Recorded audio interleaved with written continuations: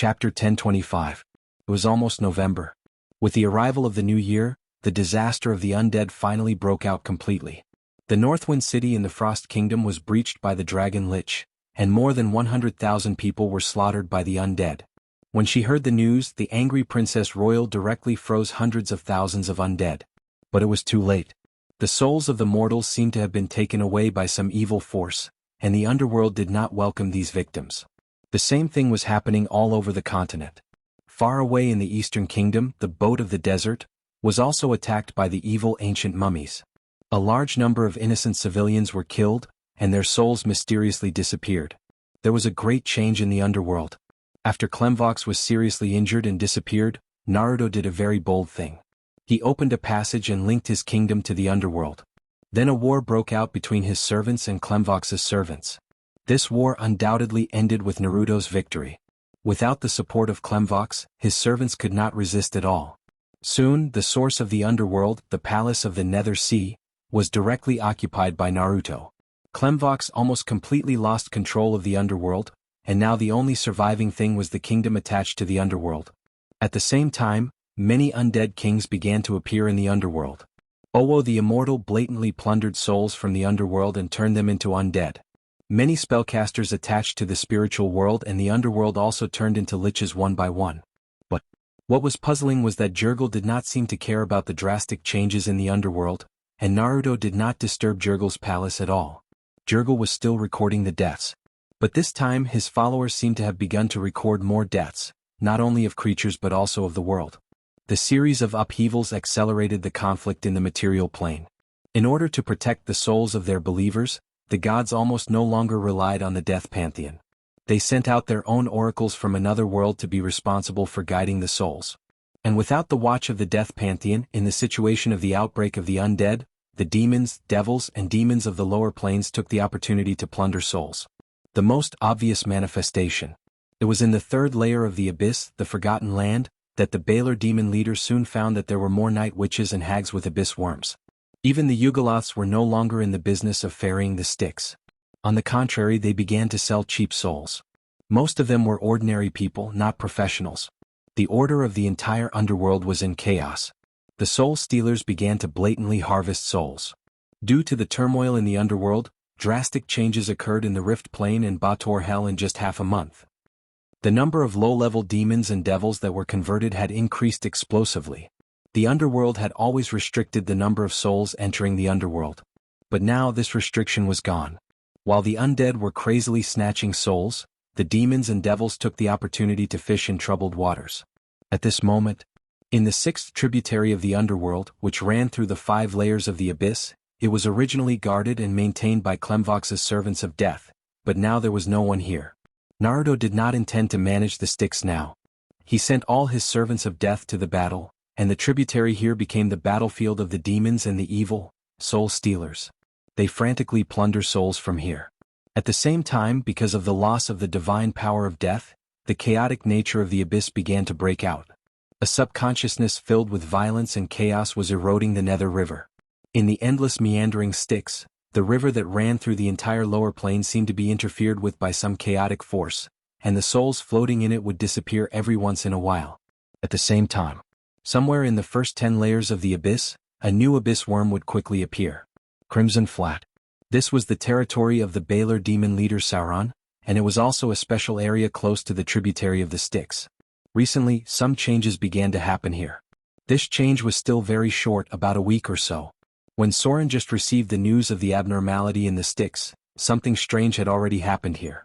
Not far away was the Styx, but now a part of the Nether River seemed to have been cut off. The Nether River, which was originally one, began to diverge. Then one of them poured into the ground below. This place was called the Crimson Flat, because the land here had turned crimson due to some unknown reason, and now the land here was even redder. A tributary of the Styx seemed to have gone deep into the ground. Since then there had been an abnormality here. In just one day, thousands of abyss worms had appeared. There was a probability of the abyss transforming into demons, but the probability of transformation was definitely not that high. About 3 days later, the number of abyss worms here had reached about 10,000, and then the first batch of Dretch born in the slaughter appeared.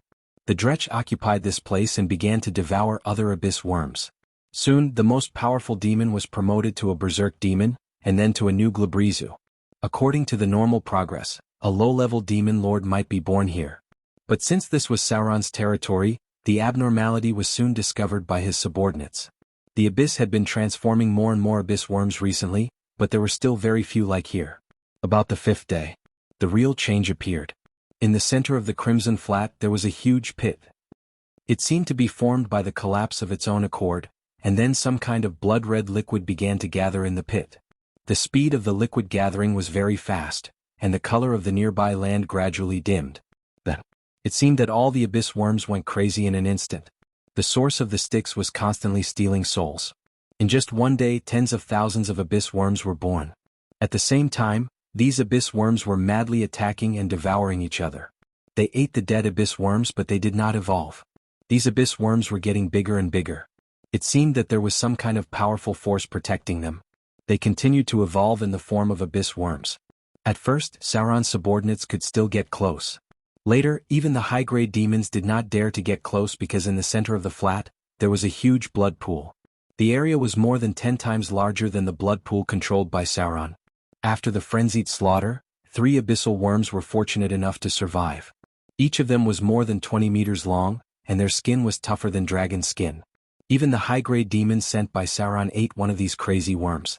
They did not allow anyone to get close to the blood pool. This was a newborn blood pool and it did not have any master. Under the influence of the subconsciousness of the abyss, the first function of the blood pool was to transform a mother worm. The 7th day, Sauron's figure came here. He looked down at the huge blood pool in front of him and murmured, "It seems that the mother worm is about to be born." Just like raising venomous insects, out of hundreds of thousands of abyssal worms, only 3 of them survived. Any one of them was strong enough to fight against the old dragon, but the power of the abyssal law had yet to bless them, because only the last survivor could become the mother of worms. When this transformation was completed, the mother worm would be blessed with the power of the law. It would have the power of a demigod and become the lowest grade secondary demon lord. Every level of the abyss had a mother worm scattered around.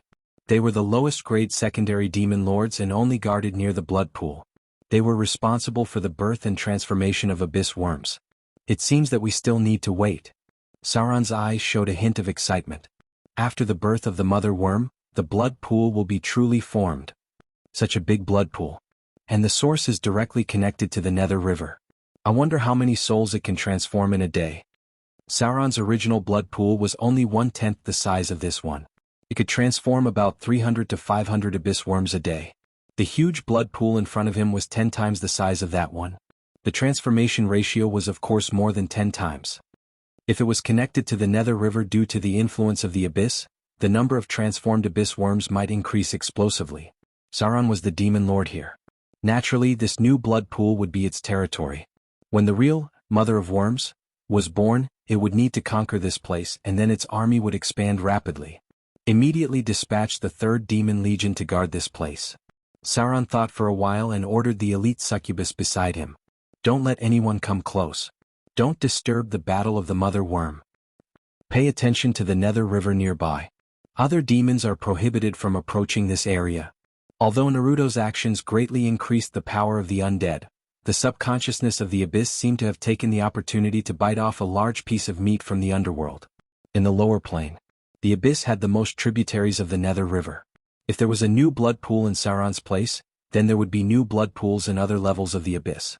Perhaps after the underworld lost the management of the death god system, there would be an explosive growth of demons in the lower plane. The gods could only take care of their own believers now, and they must be the souls of devout believers. As for the souls of the other dead, they could only pray for themselves now. The Nether River had been cut off. The powerful death god system had been managing many tributaries of the Nether River. But with the success of Naruto's plot, these tributaries of the Nether River all fell into the hands of the lords of the lower plane. Demons, and undead were trying to steal souls from the Nether River. If the Nether River was not very dangerous, the souls in it would have been divided up. Chapter 1026. In the boundless astral plane. A steel fortress of the Githyanki stopped at the border of the Clock Nirvana mechanical realm, and then a group of heavily armed soldiers came down. At the border of the Clock Nirvana mechanical realm, there was already a Thaling waiting. Behind him were steel golems. When the Githyanki's in front of him approached, Thaling walked over and said, "Welcome. I'm Thaling 7. I'm responsible for receiving this batch of materials for Sir Soren, and I'll give you the bill later." Needless to say, these Githyanki's were the batch that Soren had looted. No one dared to default on the debt of a god, especially a notorious evil god. This was the second batch of goods of the Githyanki's. In order to pay off the debt owed to Soren, they had looted a lot of places recently. But fortunately, Soren also gave them a little benefit, such as the reward that some gods could give. Soren didn't need these Githyanki's to be loyal, he just needed them to pay back what they owed him. The leader of the Githyanki's nodded, then motioned the soldiers next to him to transport the materials. Looking at these things that they had worked hard to loot were handed over to Thaling, his expression couldn't help but be a little painful. But when he thought of the terrible evil god, he finally decided to hand over the goods honestly. At the same time, at the back of the mechanical realm, Thaling 1 was calculating the next batch of goods. How many steel golems have been completed in this batch? About 120 golems. Well, then let's go to Mordor City first. The war in the material plane seems to be getting worse. Are these undead going to kill all the living? Who cares about them? Anyway, we are construct life. After all, the production of Mordor City was still limited. In order to increase the number of steel golems, Soren commissioned Thaling to help with the production. As the turmoil gradually intensified, there were more and more channels to obtain soul crystals. Mordor City could now produce a large number of steel golems. Thaling number 1 glanced at the list and said, "First, 100 steel golems and 10 diamond golems." It seems like Sir Soren has obtained a large number of diamonds. The third batch of orders is actually dominated by diamond golems. Could he have found a diamond planet in the astral plane? Thaling did not reply. In fact, most construct life forms were rather boring, even more so than demons. Mordor City. Soren could no longer sit still after the undead calamity broke out. He was not the only one who could not sit still. The other gods could not sit still either. They could slightly ignore the life and death of mortals, but if it involved the foundation of the kingdom of God, what about the souls of the believers? The god of war finally made his move. After enduring for so long, the Church of War launched an operation to clean up the undead for the first time. Their apostle army also entered the lower plains to ensure that the river Styx connected to the kingdom of war would not be disturbed. The river Styx was like a blood vessel. From the beginning of a small river, it slowly grew to all parts of the multiverse. With the gradual increase of the population, many souls were no longer personally led, but relied on the river Styx to transport them.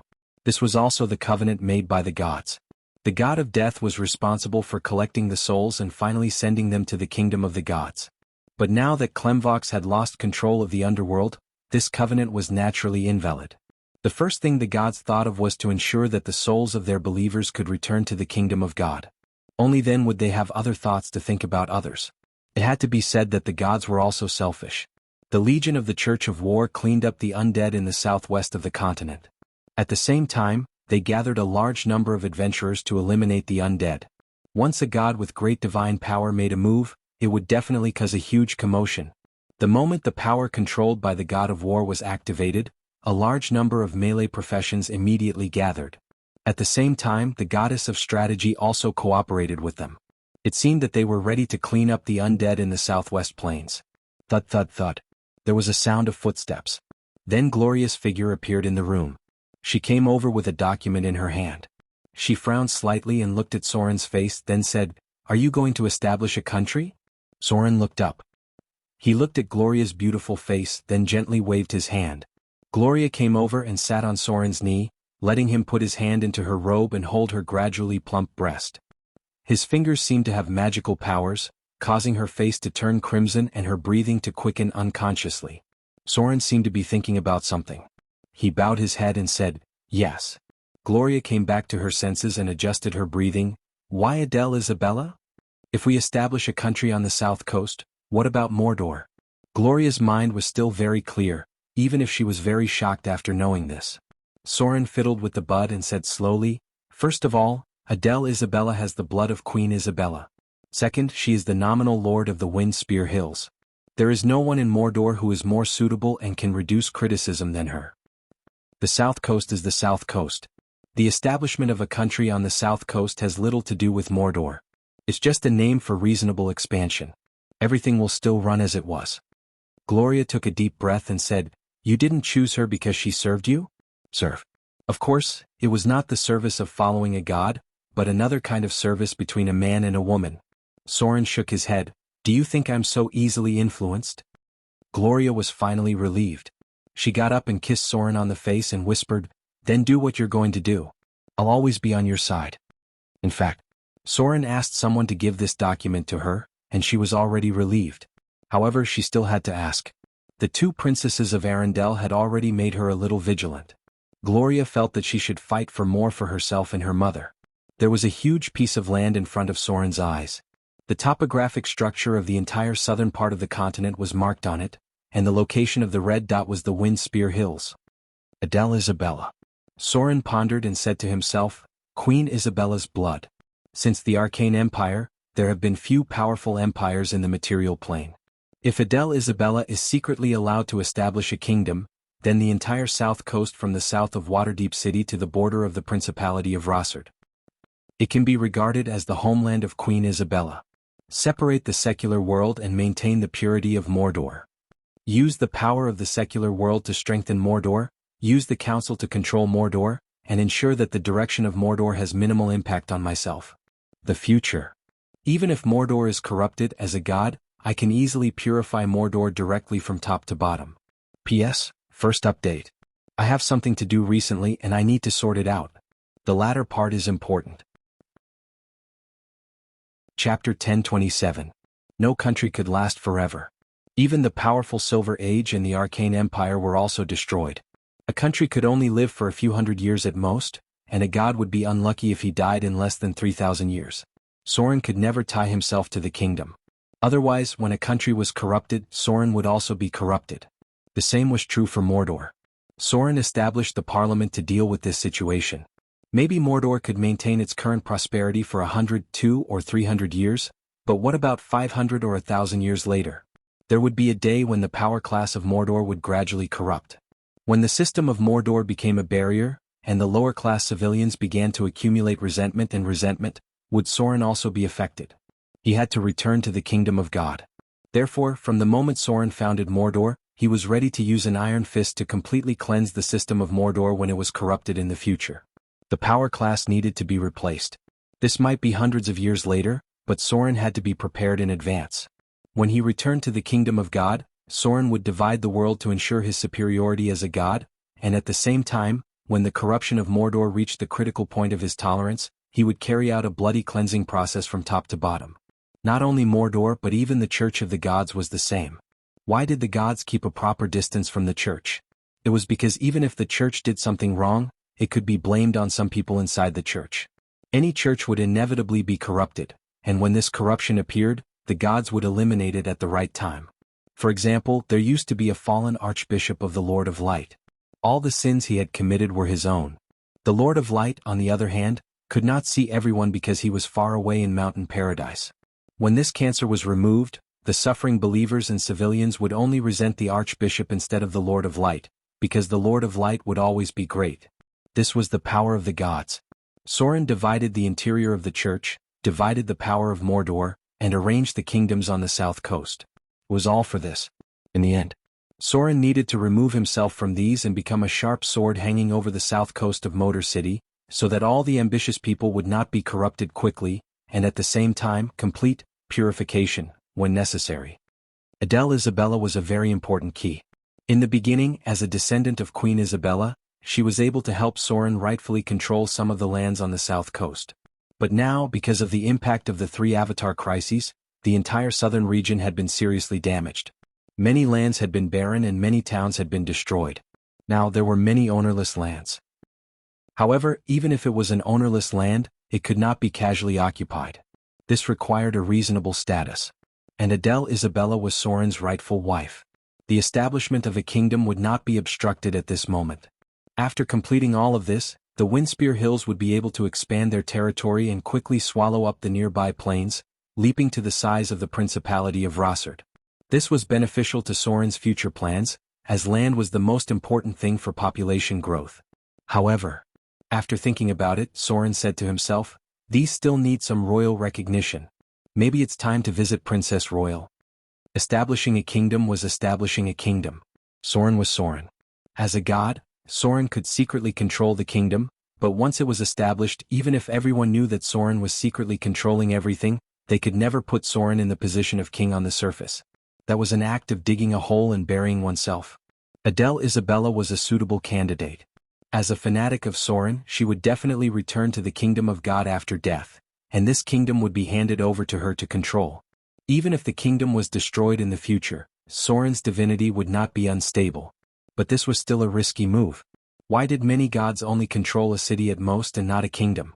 The reason was that the kingdom was too short. For any god, a few hundred years in a kingdom would pass in the blink of an eye. The corruption of the noble class would inevitably lead to the collapse of the kingdom. If a god was dragged into this quagmire of karma, the result would be terrible.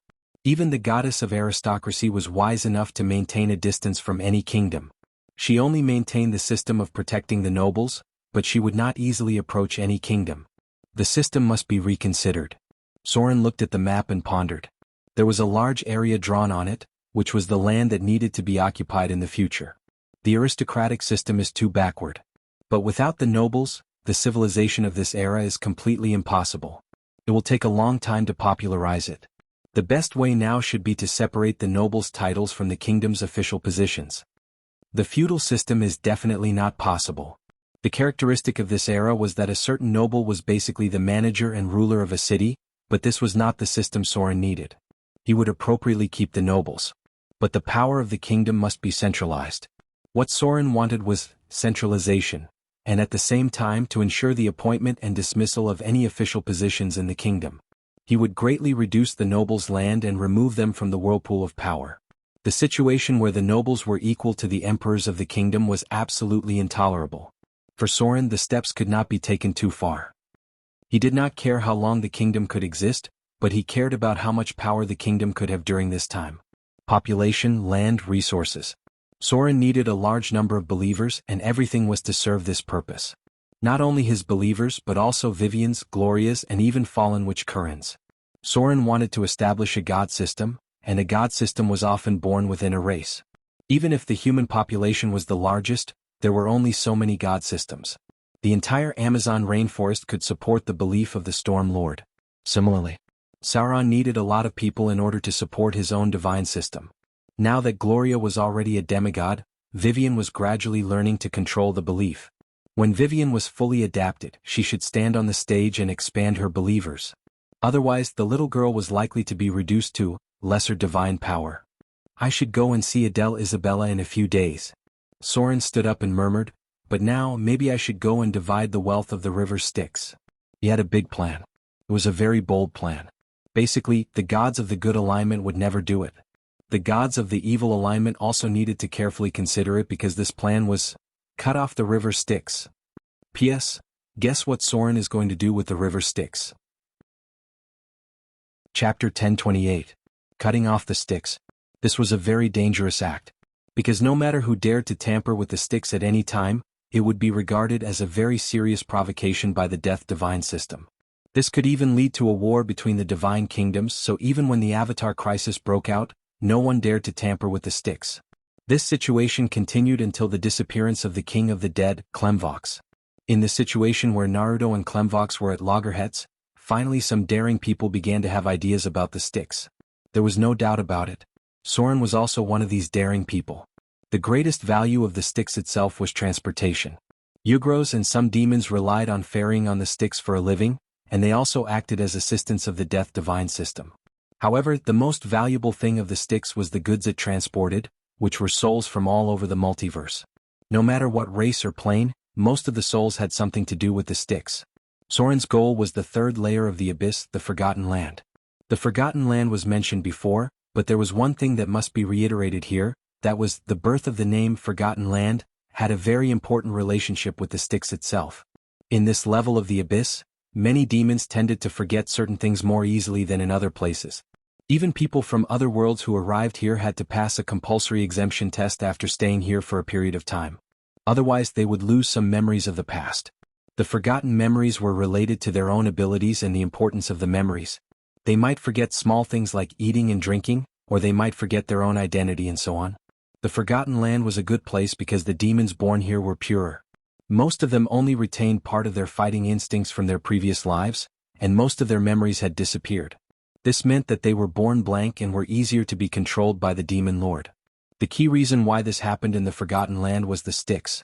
There was the main road of the Styx in the upper layer of the abyss, and the most tributaries of the Styx in the first 10 layers, and some of these tributaries penetrated into the Forgotten Land itself. Because of the erosion of the Styx, the creatures here were more likely to forget some things than in other places. In short, the Forgotten Land was like a huge delta surrounded by the Styx. The main stream and tributaries of the Styx surrounded this place. Soren's target was the 7th tributary of the Styx. This place was close to the border of the Forgotten Land, which was also close to the edge of the distorted void. The Styx itself was protected by some kind of law power, and at the same time, it had a strong corrosive effect and could make the dead and the living forget some things. The width of the 7th tributary was about 20 meters. Branching off from the side of the Styx's main road, it broke into the Gulumba arena about 100 kilometers away from Soren's Kingdom of God, and finally passed through the Forgotten Land to reach the 7th and 8th levels of the abyss. Almost every tributary of the Nether River was connected to the lower levels of the abyss. In the direction of the Gulumba arena, the new giant blood pool was connected to the 5th tributary of the Styx. Soren's target was the 7th tributary of the Styx. Golden light converged. It was rare that Soren personally went to the bottomless abyss. After mastering the divinity of death, Soren was basically involved in the struggle of the Styx, and he was bound to collide with them in the future. Therefore, after deciding to attack the Styx, Soren did not hesitate at all and directly descended in his true body. Divine form. With the gathering of a huge amount of divine power, Soren's figure turned into a golden giant. Other people in this plane seemed to have sensed it, especially those powerful demons who had the one ring given by Soren. At this moment they looked at this side with awe. Change space. The surrounding space gradually distorted.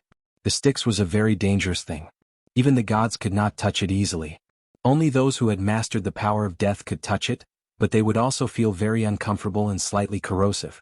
The space in front of him gradually distorted. Some kind of powerful law power collided with the power of Soren's divinity, so that the surrounding soil was suspended in the air. The Styx was the product of the law. From a small river to a huge vein through the multiverse, the Styx itself carried a very powerful force. Change size. Change reality. Change form. The power of the 3 divinities was activated at the same time. Soren's figure stood on the ground, then waved his hand, and the dark red soil in front of him separated directly, gradually turning into a river of more than 3,000 meters long and about 20 meters wide. The earth split open. The powerful power of the gods was revealed at this moment. Soren directly transformed part of the terrain of the bottomless abyss in front of him with the great divine power accumulated by the city of Moder. The water of the Styx collided violently. As if breaking through the limit of some law, the tributary of the Styx in front of him directly changed its course, and part of the water poured into the river opened by Soren. Divine creation. A golden light went directly along the new river, like a rainbow bridge guiding the flow of the Styx. A large amount of water mixed with the souls in it poured into the new river and moved forward quickly. The original tributary of the Styx suddenly dropped a lot. Wails and howls of agony could be heard from all around. Vaguely, there was also some sort of subconscious, terrifying backlash energy. Soren's face was pale. He was under the terrible pressure of the water of the Styx at the moment, but Soren did not flinch at all. Instead, he continued to guide the divine power to transform the Styx in front of him. Divine shock wave. After the water of the Styx was introduced into the new river, Soren's golden light skyrocketed, and then a powerful shock wave of divine power hit the mountain next to him. The mountain of nearly 100 meters high was directly cut off by Soren. God's descent. Soren's figure turned into a golden giant that was hundreds of meters high. He directly held the broken mountain in front of him out of thin air, and then smashed it down toward the original tributary of the Styx. Boom. There was a loud noise that shook the earth. The mountain of hundreds of meters was directly cut off by Soren and thrown into the original Styx. For a time, the whole tributary of the Styx was cut off, and the huge mountain became a dam that blocked the river. Divine reconstruction. The water of the Styx washed the mountain in front of him. The strong corrosiveness quickly eroded the soil and exposed the solid rock. Soren turned his divine power into a golden light curtain attached to the mountain in front of him. Then he waved his hand and broke the original law barrier with his divine power. In one breath, the water of the Styx was completely diverted into the river that he created. Boom! The surging water of the Styx flowed and quickly reached the end of the new river. It was a huge pool, but all this was just on the surface because there was a space passage under the pool. It was directly connected to Soren's kingdom. The whole transformation process was barely half completed here. The other half of Soren's transformation was in his kingdom. Chapter 1029. The Shadow Kingdom. In the beginning, this kingdom was too close to the shadow plane, so the interior was half shadow. Everything was gray. Most of the petitioners in the divine kingdom were also shadow creatures. However, as Soren took control of the divine kingdom, everything inside was reconstructed. Especially the original gray world, now there were more colors. However, the entire kingdom was very large. Without entering the kingdom, Soren couldn't completely reconstruct it, so the northwest part of the kingdom was still the desolate shadow kingdom. However, there were some special changes happening here. A huge pool of reincarnation was placed here. Petitioners couldn't get pregnant or reproduce, even though the gods had given them a lifespan of thousands of years. However, no petitioner could get pregnant. Even the otherworldly god servants could only be created in the form of angels. That was why the population of the kingdom couldn't be increased internally. They could only rely on souls from other worlds. This was also the reason why some gods' divine kingdoms would quickly wither or even be directly destroyed after their churches in the material plane were destroyed. Groups of heroic spirits stood guard at the border. There was a river at the border of this land. When Soren used his powerful divine power to break through space and bring the water of the river Styx into the kingdom, the special pool of reincarnation was activated. Soren couldn't casually turn souls into petitioners. However, he could turn these souls into other forms. Demons were just one of the ways he could transform them. When the river Styx brought the souls into Soren's kingdom, the pool of reincarnation was activated under the influence of the plane's laws. Then a shadow appeared near the pool of reincarnation. This was just the beginning. When the first shadow appeared, the second and third quickly followed. Then there were other forms of souls and higher-level shadow creatures. The pool of reincarnation automatically turned them into shadow creatures of the same level according to the differences in their nature. In just a short while, there were hundreds of shadow creatures gathered around the pool of reincarnation. They had long lost their memories of their previous lives. After being turned into shadow creatures, they were hostile to others. These shadow creatures fought each other and even attacked petitioners who came close, but were quickly destroyed by the heroic spirits. Outside the divine kingdom, Soren panted as he retracted his godly power. Even a god would find it difficult to change the course of the river Styx, but it seemed like he had succeeded. The first monster pool seems to have been completed. Soren closed his eyes and sensed everything in his god's kingdom. Although he couldn't enter, it didn't mean that he couldn't sense anything. Gods in the later stage of the Avatar crisis could already know something about his god's kingdom. Farming in the monster pool. This was what Soren was planning to do with the Styx. It wasn't just the abyssal blood pool that could steal the souls of the Styx and turn them into demons. The Shadow Plane's reincarnation pool could also transform shadow beings. What Soren did was to keep the souls in this tributary of the Styx. Most of the material planes were Pan-believers. After they died, many of them would not enter the kingdom of the gods. Instead, they would flow along the river Styx to the origin sea to be reshaped. What Soren was doing right now was akin to a thief. He was constantly stealing souls into his divine kingdom and using the pool of reincarnation to turn them into shadow beings. It was like a monster pool. As long as there were souls passing through this tributary of the Styx, the pool of reincarnation would constantly spawn shadow beings. What's more important is that the god's kingdom itself was very close to only entering and not leaving. As long as a soul entered the god's kingdom and was killed, a part of the soul power would be absorbed by the petitioner and used to evolve into a heroic spirit. The other part of the soul power would automatically be integrated into the god's kingdom itself. Once Soren entered the god's kingdom, he would be able to mobilize it. It was mentioned before. Petitioners could also die. When they died, their soul power would automatically dissipate into the god's kingdom, and the god's kingdom would absorb this soul power to expand its area. Matter itself was made up of energy. The soul power was closer to the lowest energy structure. After the transformation, the god's kingdom could continuously expand its area. At this moment, inside Soren's god's kingdom, thousands of shadow beings had already appeared. They quickly expanded and occupied a territory of about 50 square kilometers. Outside this area was where the heroic spirits under Soren's command were stationed. Farming also required raising monsters. Shadow beings that were too low level weren't worth much. Soren set up an area with the pool of reincarnation as the center of the god's kingdom for these shadow beings to expand and grow. As long as the Styx's water was constant, these creatures wouldn't decrease. When the shadow beings reached a critical point, it would be time for the heroic spirits to eliminate them. This number couldn't be too high, or the heroic spirits would die. But it couldn't be too low either. Otherwise there wouldn't be too much profit. According to Soren's estimation, if there weren't any major natural or man-made disasters that would cause too many deaths in the material plane, the god's kingdom's farming area could be cleared once every 3 days. The accumulated soul power would gradually expand the area of the god's kingdom. It would also automatically extract energy from the elemental channels to form new matter. Could be the sea or the mountains. When Soren wasn't in the god's kingdom, the birth of these new matter was random. Only when the gods were in the god's kingdom could they control whether the area of the sea or the land increased. At the same time, in the third layer of the abyss, the forgotten land. After a whole day and night of fighting, the most powerful mother of worms finally appeared.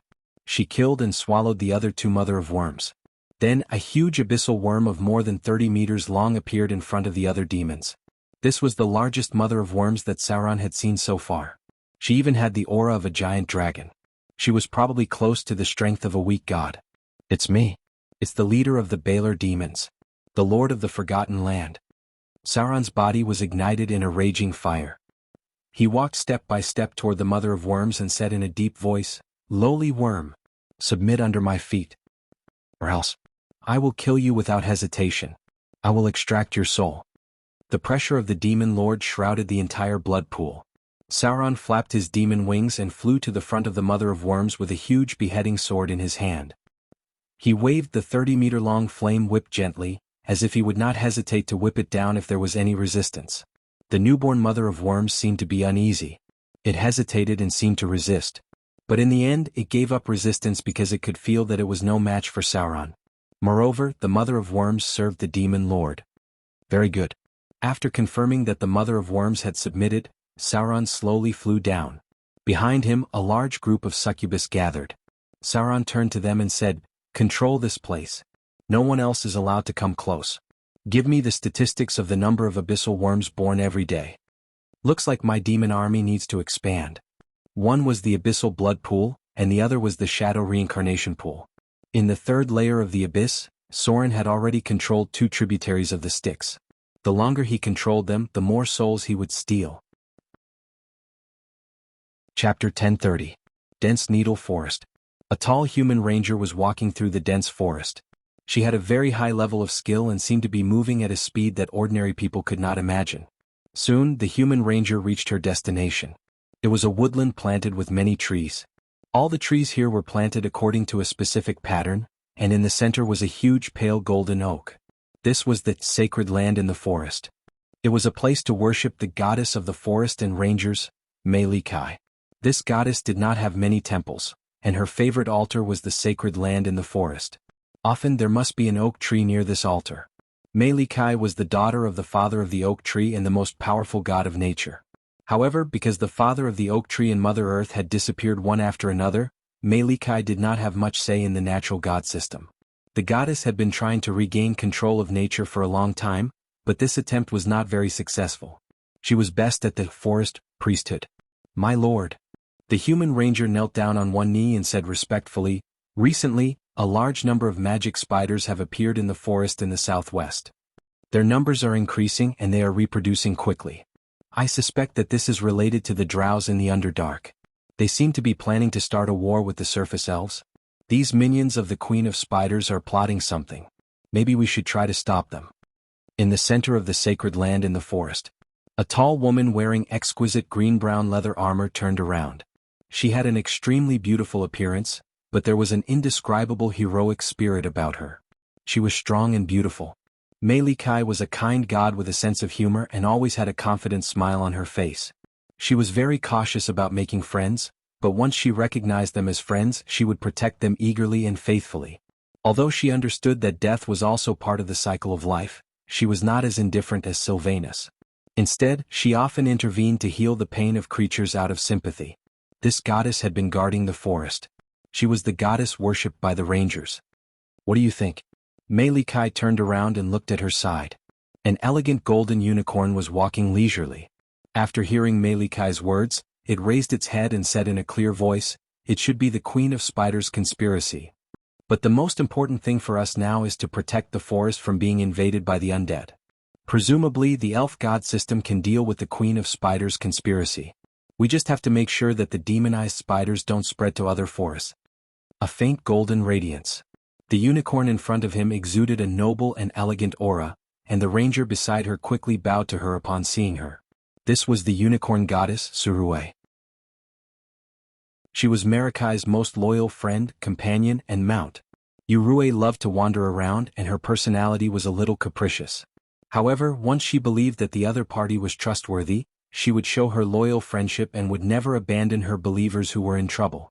Iris would be a very difficult foe when she had to face a battle, but she loved the light banter, the clever puzzles, the strange discoveries, the delightful explorations of life.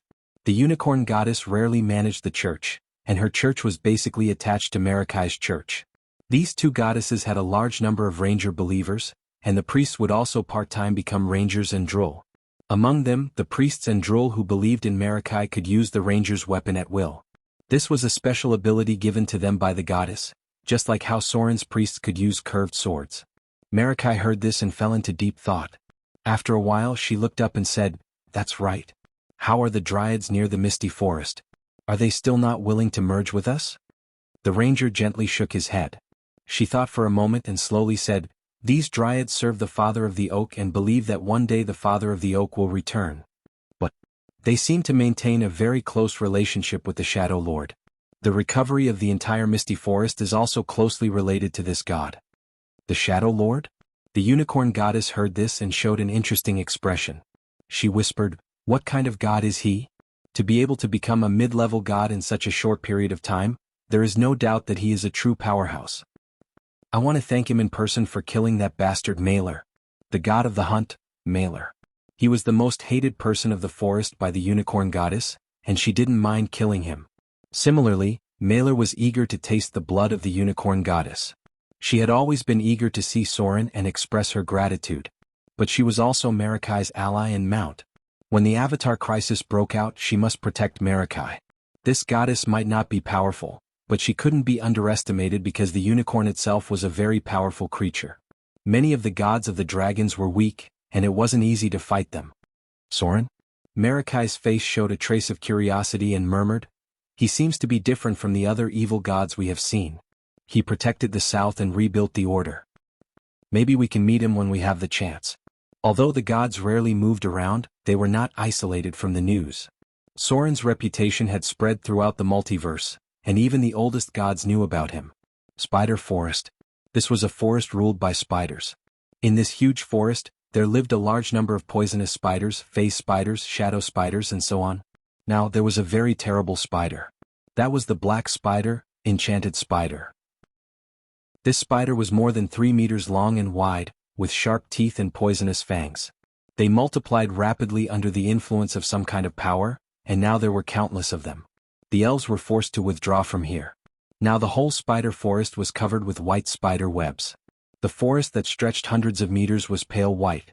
The spider webs covered everything and hunted all the creatures that entered here, including the wandering undead. The speed of reproduction of the enchanted spiders was quite amazing. Through the spider webs, one could see many enchanted spiders living in the cave. Occasionally there were signs of activity, but there were thousands of them. Just a glance at them would make one's scalp tingle. Droll was monitoring here. The rangers were on guard. The nearby elves also felt uneasy, worried that these spiders would rush out and tear everything apart at any time. No one knew how many enchanted spiders there were. Since the outbreak of the Avatar crisis, the spiders here had been expanding rapidly. Now there were probably more than hundreds of thousands of them. No one knew where their food came from. Anyway, the number had not stopped growing. The nearby gnomes and dwarves had been forced to migrate, and even the ogres had been forced to escape. These spiders continued to cover the forest with spider webs, and they continued to expand toward the southwest. The area of the spider web was getting larger and larger, and eventually, it gradually approached the Elven Kingdom. This was a huge web made by the Queen of Spiders, Lolth. Looking at the whole multiverse, only she could control so many spiders. The drows in the Underdark seemed to be lurking, But the huge group of spiders was constantly expanding, and the twisted spider elves were becoming more and more common. Not only were the drows corrupted, but even the surface elves were turned into spider elves by some kind of secret method. This was the power of crafty approach. From the beginning, the Queen of Spiders, Lolth, had been constantly collecting the power of crafty approach, and now her giant web had officially taken shape. This giant web wrapped around the Elven Kingdom from all directions. But at the same time, because of the large number of spiders, the original ecological system of the material plane was seriously damaged, and she also aroused the vigilance and hostility of the goddess of the forest, Marikai. Motor City. Soren was tidying up everything in the study. After stealing the soul of Styx, his strength was increasing every minute. The demon army was expanding. The army of heroic spirits was growing. Soren was constantly accumulating power. This power must ensure that he could stand firm among the gods with great divine power, and this could not be done by the golem puppets alone. Brother? Brother. Right at this moment, an extremely excited voice sounded. Two identical Vivian, one black and one white, rushed into the room excitedly. "We've finally succeeded," Vivian said in a crisp voice. Vivian and Lillian. After such a long time, they finally adapted to the changes of the gods under the guidance of Soren and successfully completed the transformation of prayer and magic. "Congratulations." Soren smiled and hugged them. Vivian smiled and enjoyed Soren's hug. She was wearing a white princess dress. After she raised her head and kissed Soren's cheek, she suddenly seemed to think of something and said, "Oh, brother. Recently Lulu's situation has been a bit strange. Can you go and see her?" Soren raised his head and asked, "Lulu? What's wrong with her?" Lillian answered, "She seems to be a little uncomfortable recently. She used to be alive and kicking every day. But recently, her spirit has been low, and she seems to be unable to speak." Soren frowned and said, "Okay. Let's go and see." Lulu lived next door to Vivian. With the increase of Mordor's strength, the battles that required her to participate in personally had decreased a lot. Speaking of which, Soren hadn't seen her for a while. Inside the room, Soren soon saw Lulu, who was in low spirits. When he saw Lulu in front of him, Soren's eyes immediately lit up, and he said in a deep voice, "When did this happen to her?" "About a week ago," Vivian whispered from the side. Soren frowned and walked over, reached out and pressed Lulu's forehead and murmured, "Can you hear me? Did you come into contact with any god some time ago?" Meow. Lulu opened her eyes with difficulty as if she hadn't slept for a long time. She muttered to herself, "Did I? I don't remember." After that, she fell asleep again. Vivian's expression suddenly became nervous. She had always had a close relationship with Lulu. She said anxiously, "Brother, what happened to Lulu?" Soren's face was solemn. He turned and glanced at the little girl and said coldly, "Someone God wants to use her to be reborn. She was planted with a seed of divinity." Chapter 1031. Soren's face was very ugly. He was surrounded by a cold, murderous aura, and Vivian and Lillian could not help but hold Soren's hand nervously. For a long time, Soren cared about the people around him very much. Although Lulu's status in Mordor was not high, she was one of the first people to enter the core circle. She was Vivian's partner and maid, and Soren had long recognized her as an important part. And such a core member and an underage girl was now secretly planted with a divine seed and became a tool for the resurrection of the gods. This was simply challenging Soren's bottom line. Soren suddenly had a few suspects in his mind. He turned to Vivian and said, "You go out first. I want to find out who planted the divine seed in Lulu." Vivian and Lillian went out obediently. Divine form. Then Soren's whole body was shrouded in golden light. He directly reached out and pressed on Lulu's forehead, and then his spirit invaded her mind in an instant. 3 divine powers appeared in front of Soren's eyes. The first one was from the Lady of Silvermoon.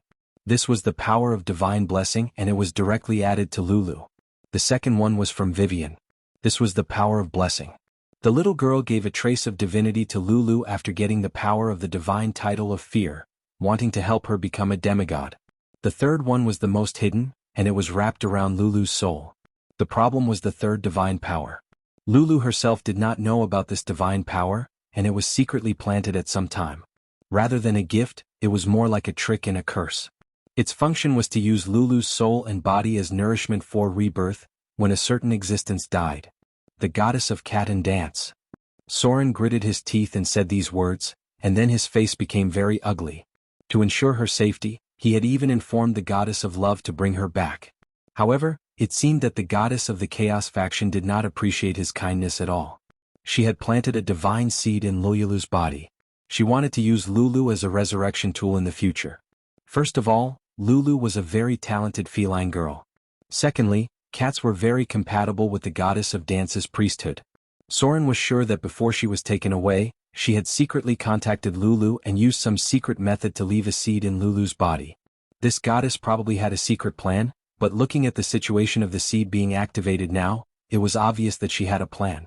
Something seemed to have happened to the cat and dance goddess. Serves you right. Soren smiled coldly as he sent his divine energy into Lulu's soul. You won't die if you don't ask for it. Something had actually happened to him after he was brought back by the goddess of love. Looks like even the heavens can't save you. This time, Soren's remaining friendliness towards the cat and dance goddess disappeared. He did not hesitate to transform into his divine form. First, he erased the divinity given by the Silver Moon Lady, then suppressed the divinity given by Vivian. Finally, he extracted Lulu's soul and carefully removed the seed of divinity. The cat and dance goddess's divine power level was much lower than Soren's, so removing the seed of divinity was not difficult.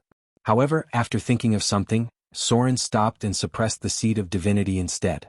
High Priest. Soren stopped all of this and turned his divine sense to the temple. Immediately send someone to find out about the goddess of love and the cat and dance goddess.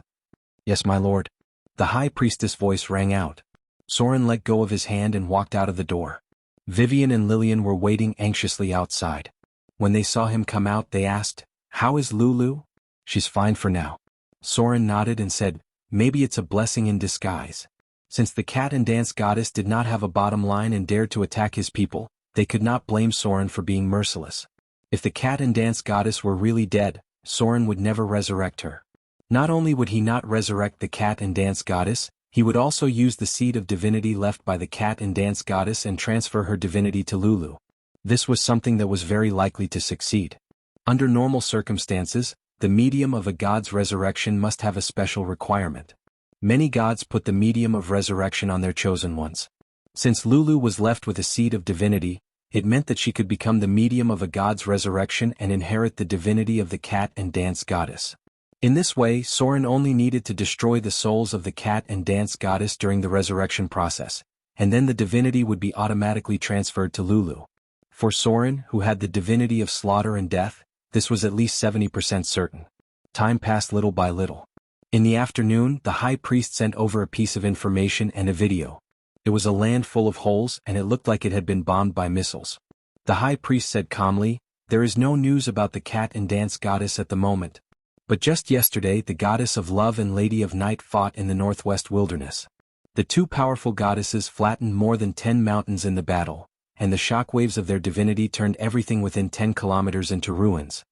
Sure enough, the cat and dance goddess was finally in trouble. This goddess had fallen into the trap of Lady of Night before and almost died.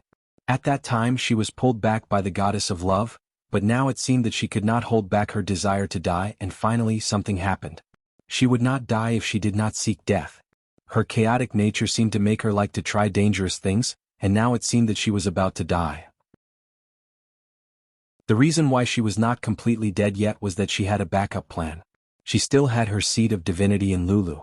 If Soren did not notice anything unusual, the goddess would soon occupy Lulu's body and soul, and eventually take over Lulu's memory and body without anyone knowing. Finally she would replace and lurk around Soren. Soren waved his hand and put away the video. He turned to Vivian and said, "Protect me. I want to completely eliminate Lulu's hidden dangers." Soren no longer had any sympathy for the cat and dance goddess. He went straight into the room and hugged Lulu's petite body in his arms, then sat down cross-legged and put Lulu on his knees. He then lowered his head and put his forehead on Lulu's forehead. Astral projection. A pale golden shadow of the soul emerged from Soren's body, and then turned into a stream of light and went into Lulu's body. The next moment, an empty spiritual space appeared, just like the battlefield that Soren had entered, where Vivian's soul was trapped. The Dreadlord also used a spiritual space to trap Vivian's soul, which caused the little girl to sleep for a long time. Now the cat and dance goddess used the same method, but the difference was that Soren saw the sleeping Lulu. Her spiritual energy was far inferior to Vivian's. Who? A female voice with a hint of horror sounded, and then a charming and tall figure appeared. The cat and dance goddess, Sharius. The goddess controlled the domain of charm and had a very charming face, but at the moment she was a little pale because she knew that all her plans had been exposed when she saw Soren. From the first time she saw Lulu, she noticed the amazing talent of this little cat girl. Because of the Avatar crisis, she secretly left a backup plan in Lulu. With the help of Lulu's innate closeness to her, she planted a seed of divine power in Lulu. The purpose was that if something happened to her in the future, she could use Lulu to be resurrected. As long as the Avatar crisis was over, even if her identity was exposed, Soren would not be able to do anything to her. "It's you." Soren's expression was cold. With a wave of his hand, a silver-white stream of light turned into a curved sword. He looked at Sharius in front of him and said in a deep voice, "Cat and dance goddess. You dare to attack my people. Aren't you being too audacious?" Shadow Lord. The cat and dance goddess, Sharius looked at Soren, who was approaching step by step. Her pretty face was very pale and she hurriedly said, Don't do it. I'm willing to surrender to you. Think about it. She's just an ordinary cat girl. He's just a mortal. As long as you are willing to help me resurrect, I'm willing to make a Styx oath to be loyal to you. I'm willing to surrender to you. I'm willing to give you everything I have. I can even become your servant. Isn't this more valuable than the cat girl in front of me? The cat and dance goddess, Sharius, was very clear about this. That was, she had absolutely no chance of winning against Soren. She was just a weak divine power, and Soren was an intermediate divine power. Soren's rise was from a mountain of corpses and a sea of blood, and he had already killed a lot of gods. And none of her divine titles were combat, so once she fought, she would be completely crushed. Sharius did not hesitate to put out her biggest bargaining chip. In her eyes, Lulu was just a mortal and she was a goddess.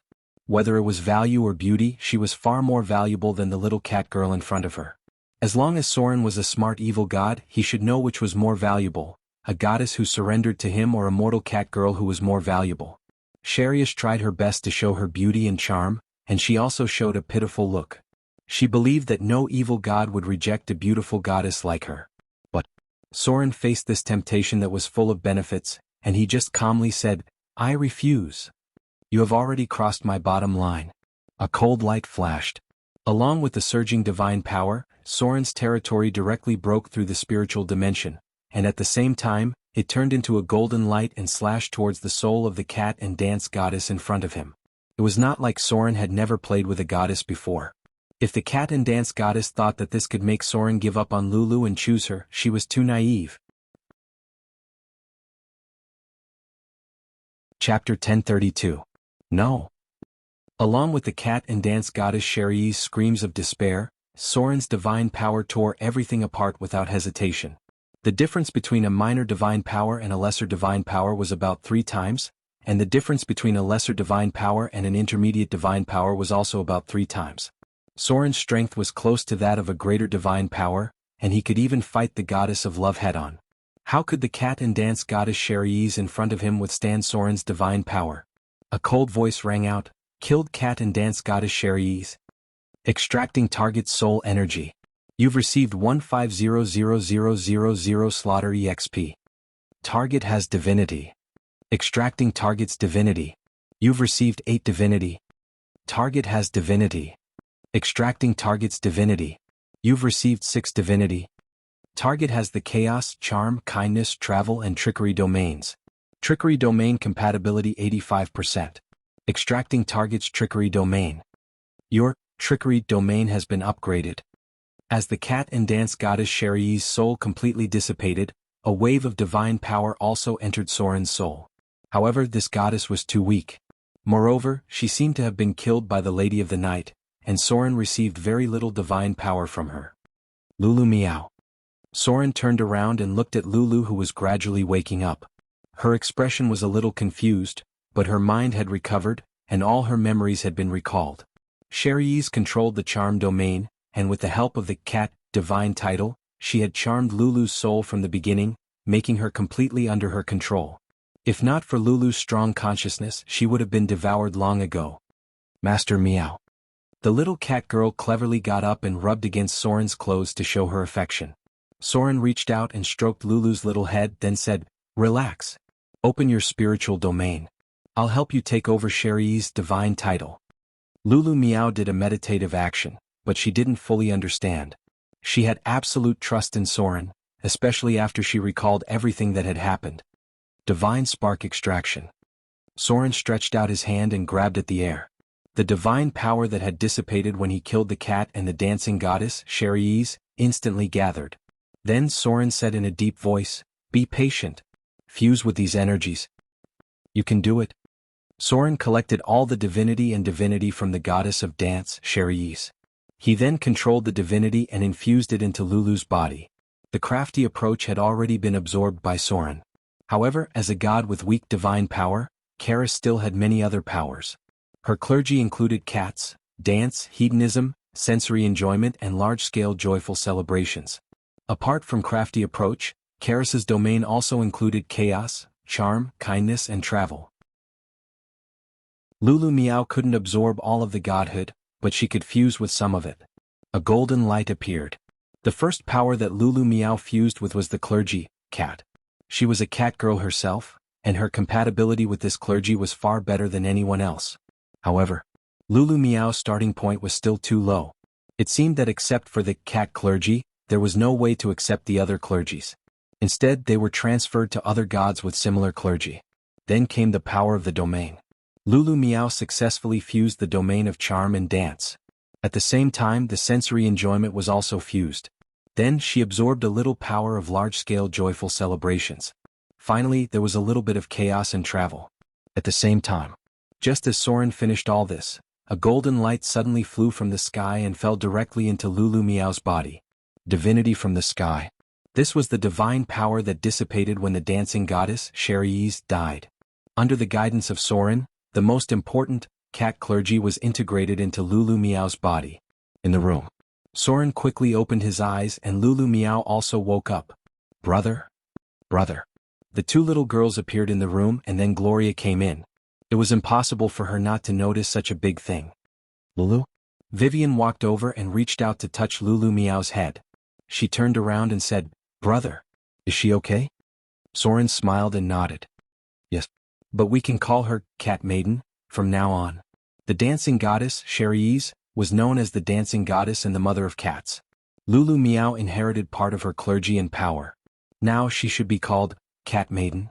Gloria gave Soren a look. So, Soren left Vivian and Lulu Meow behind and followed Gloria out. "Is she okay?" Gloria asked softly. Soren nodded and said, "I have erased Sherry's will.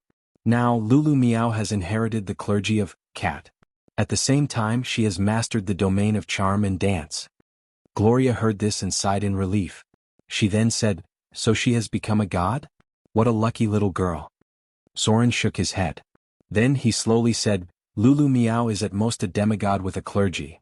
But it will be easy for her to become a god in the future. She has a close relationship with Vivian.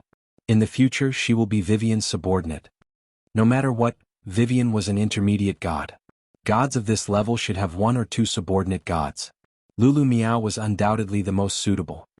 "Brother." After making sure Lulu Meow was okay, Vivian quickly came out.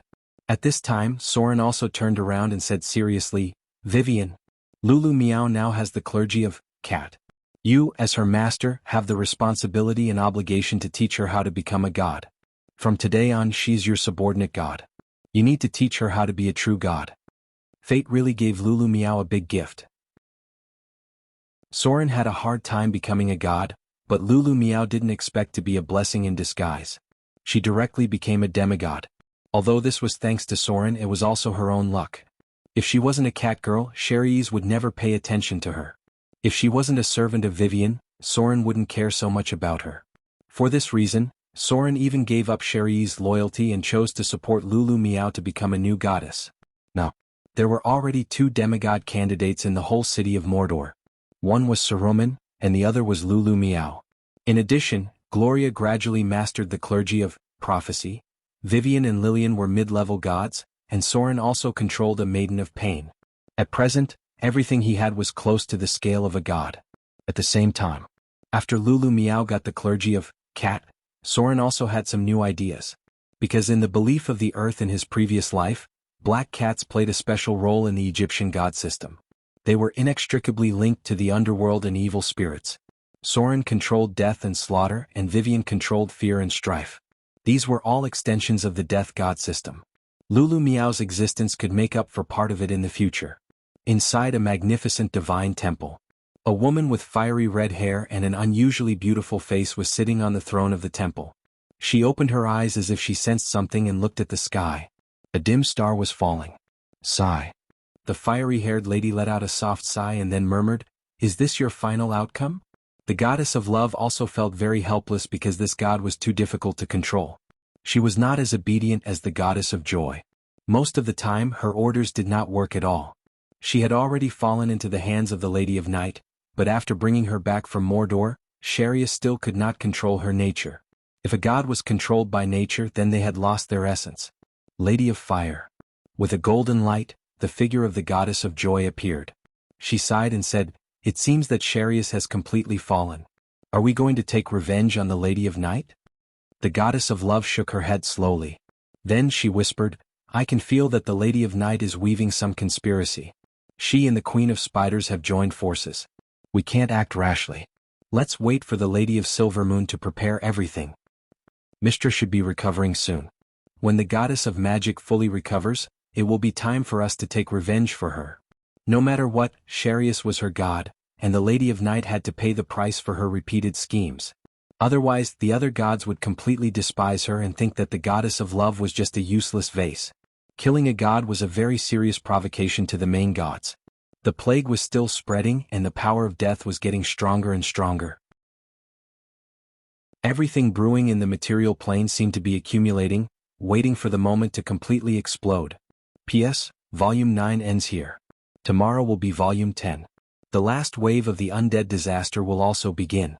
The gods will once again compete for the ownership of the god of death, and any winner will directly be promoted to a greater divine power.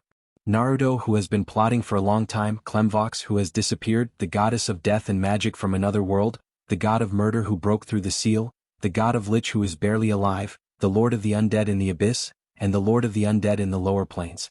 Everyone who is qualified to compete for the god of death is preparing. Soren, who has the power of death and slaughter, is also waiting for an opportunity. Chapter 1033. Am I going to die?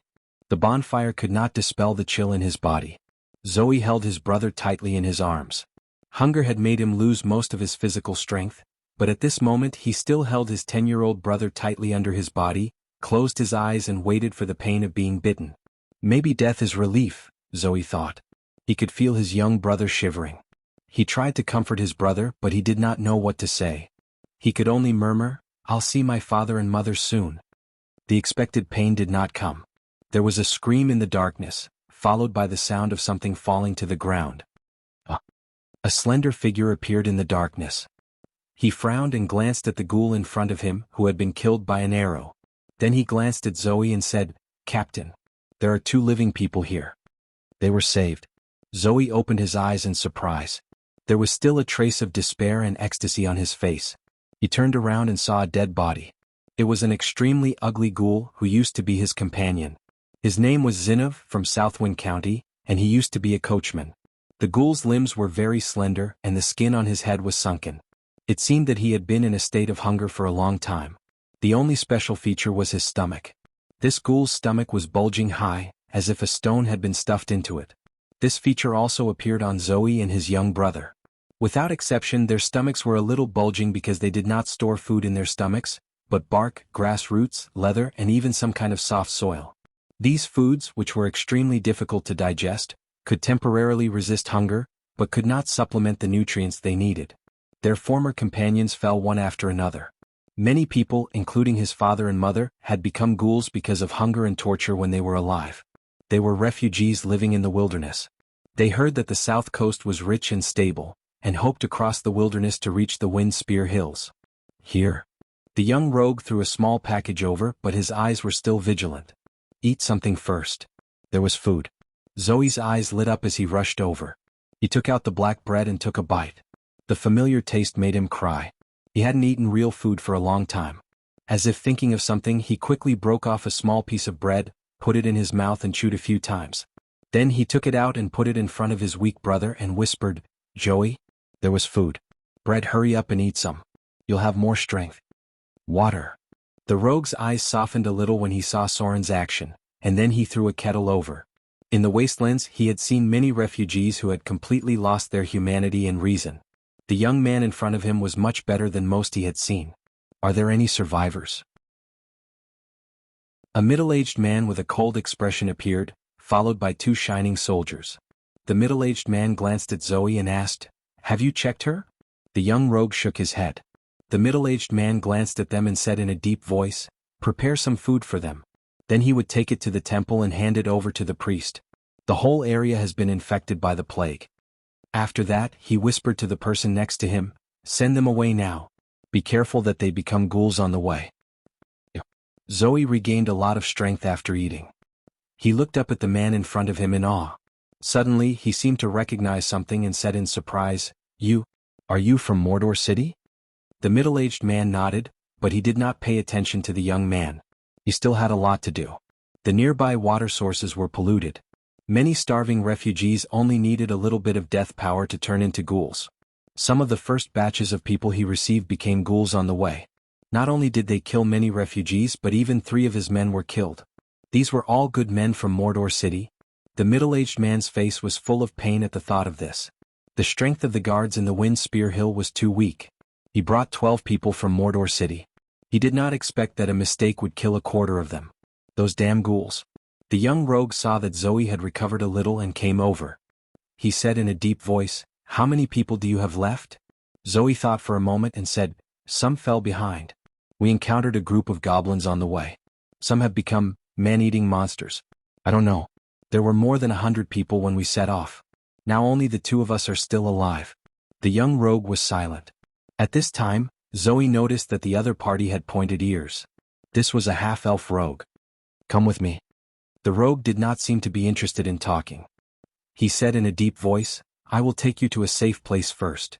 The food gave Zoe some strength, and his words filled Zoe with hope. Zoe helped her younger brother up and staggered after him. Along the way, although the rogue in front of them was leading the way, he kept a distance from them, and there was a trace of vigilance in his eyes. Zoe did not know why, but he could guess that maybe he was afraid that he would suddenly become one of those man-eating monsters. Zoe had seen many of those man-eating monsters. They were called ghouls. Including Zoe's parents, they also became these monsters after death. He still remembered the scene at that time. If the adventurer in the team had not killed it, his parents would have bitten him and his brother to death. Hunger tortured their souls and wills, and when death came, many people became undead. "Captain." A tall woman came out of the night. She said to the middle-aged man in front of her, "There are no living people in front of us. The rest have all become ghouls, and those who have not become ghouls have also been eaten." The middle-aged man's eyes were calm and he said in a deep voice, "Get ready to clean up. This is an important route to the Wind Spear Hills. We can't let ghouls occupy this place. Inform the Dark Blade Guards to prepare for action. The order given by Mordor City is to clean it up within 3 days." "Yes." The woman bowed and disappeared into the night. The wind was howling. The middle-aged man shook his head and sighed. He murmured, "I have been staying in Mordor City, and I don't feel anything about the outside world. I didn't expect that the once rich South has become a hell on earth." On the way they passed through several villages and towns, which were all gnawed bones. "Get ready to move." There was no point in sighing. Their mission could not be delayed for too long. Zoe was in a daze all the way. He didn't know how long he had been walking and stopping. In the end, his whole consciousness was blurred. When he recovered, the first thing he saw was a middle-aged priest in a white robe. The priest smiled at him gently and then said to the rogue next to him, "It's okay now. The plague has been dispelled. Take him back for a comprehensive disinfection, and then send him to the resettlement camp." Zoe turned his head and saw his sleeping brother. Then fatigue hit him and he fell into a deep sleep again. In a daze, he felt as if he was transported to a carriage, and then he was half awake in the bumpy ride. When he fully recovered, he had come to a hut that stretched for more than 10 miles. "Birthplace? How old are you?" What relatives do you have? The man who looked like an official with a cold expression asked him a few words, and then handed him and his brother to a group of soldiers. There seemed to be a lot of people like them. Thousands of people were escorted forward. Some looked confused and some were full of hope. They walked like this for the whole morning until a green field appeared in front of them. Wheat field. Zoe opened his mouth in surprise. It was winter and there shouldn't be wheat fields. Even winter wheat should have just been sown. There was a burst of exclamations. But soon they were urged forward by the soldiers. They had escorted many people, and every time there was a burst of exclamations, and they had long been tired of it. Look at those people. Those people are droll. Next to Zoe, a small man whispered, "Legend has it that they have the power to make the earth grow again." Some droll appeared near the wheat field, and there were many farmers busy nearby. They occasionally looked up and then lowered their heads to work. The temperature nearby seemed to have begun to rise. After passing through the fortress, Zoe felt much warmer.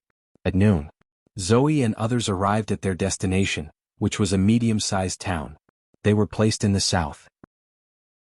Those with special skills were selected, and those without special skills were gathered near the farmhouse. That night, Zoe slept on the soft bed covered with hay. After a day of walking, Joey was sleepy, but he could still hear the faint sound of sobbing. He got up and walked to the window to look at the dark night sky, murmuring to himself. He didn't know what the future would be like. But now they were safe. His father and mother had passed away, but there was still a young brother alive. No matter what the future was, he could only persevere. The disaster had taken away too much from him, but hope also gave him the motivation to continue living. City Hall. A clerk-like man walked in quickly, and then said to Adele Isabella in her seat, "My lady, the 6th batch of refugees has been counted. The current population received is close to 200,000 people. Among them 80,000 people have been settled in the southern towns, and now it is close to saturation. I'm afraid the rest of the population will have to be settled in the east and west." Adele Isabella raised her head and said softly, "Got it. How is the harvest of crops?" The clerk took out a book and looked at it and quickly replied, "With the help of the Church of Agriculture, 1/3 of the land has been sowed. Droll has made some crops grow ahead of time, and the first batch of food is expected to be harvested next month. At present, according to the supply of Mordor City and the assistance of the Church of Agriculture, it can last for about half a year." Now all the refugees in the south were gathering towards the Wind Spear Hills. Because Mordor City was far away in the outer islands, it was the least disturbed. Now it had become the biggest backer of the Wind Spear Hills. Whether it was materials or personnel, they could not do without the help of Mordor City. "Send this document to Mordor City." Adele Isabella picked up a document and handed it to the attendant next to her, and then said, "You can inform the temple to arrange for action." Population was faith. Most of the refugees in the Wind Spear Hills had been through a lot, and the gods they once believed in had become very weak. At this time, with a little guidance, Soren, who provided them with a new life, could harvest a large number of believers. New Moon Year 1677, early November. Just when the 7th batch of refugees was settled in the Wind Spear Hills, Soren, who was far away in Mordor City, suddenly seemed to have sensed something, and then he returned to his temple in an instant. A golden beam of light rose. With the automatic echoes of prayers around the temple, a huge amount of faith power gathered towards Soren's body. At the same time, this power also triggered the law energy that existed in the multiverse. In an instant, a new domain ability was mastered by Soren. A row of data appeared in front of him. Ability upgrade. Faith conversion. You have recast a new order for the South Coast. During the chaotic period of the Avatar crisis, you have created the law of Mordor City, and you have re-established order in the chaotic South Coast. You have obtained some information about the order domain. Divinity conversion. You have obtained a new ability, the order domain. From now on, some believers in the order camp will be able to access your order domain and obtain new abilities. Divinity fell from the sky. A little golden light merged into Soren's body, bringing him 5 points of divinity and 5 points of divinity. At the same time, the faith power that shrouded the temple was quickly consumed and turned into a new domain ability that was mastered by Soren. The order in Mordor City did not bring about a real change, but when Soren brought the order to the South Coast, the quantitative change finally led to a qualitative change. Soren mastered the order domain that other gods could only obtain after hundreds of years. And to obtain this powerful domain, it would either take hundreds of years to obey the order, or it could only reshape the order in turmoil.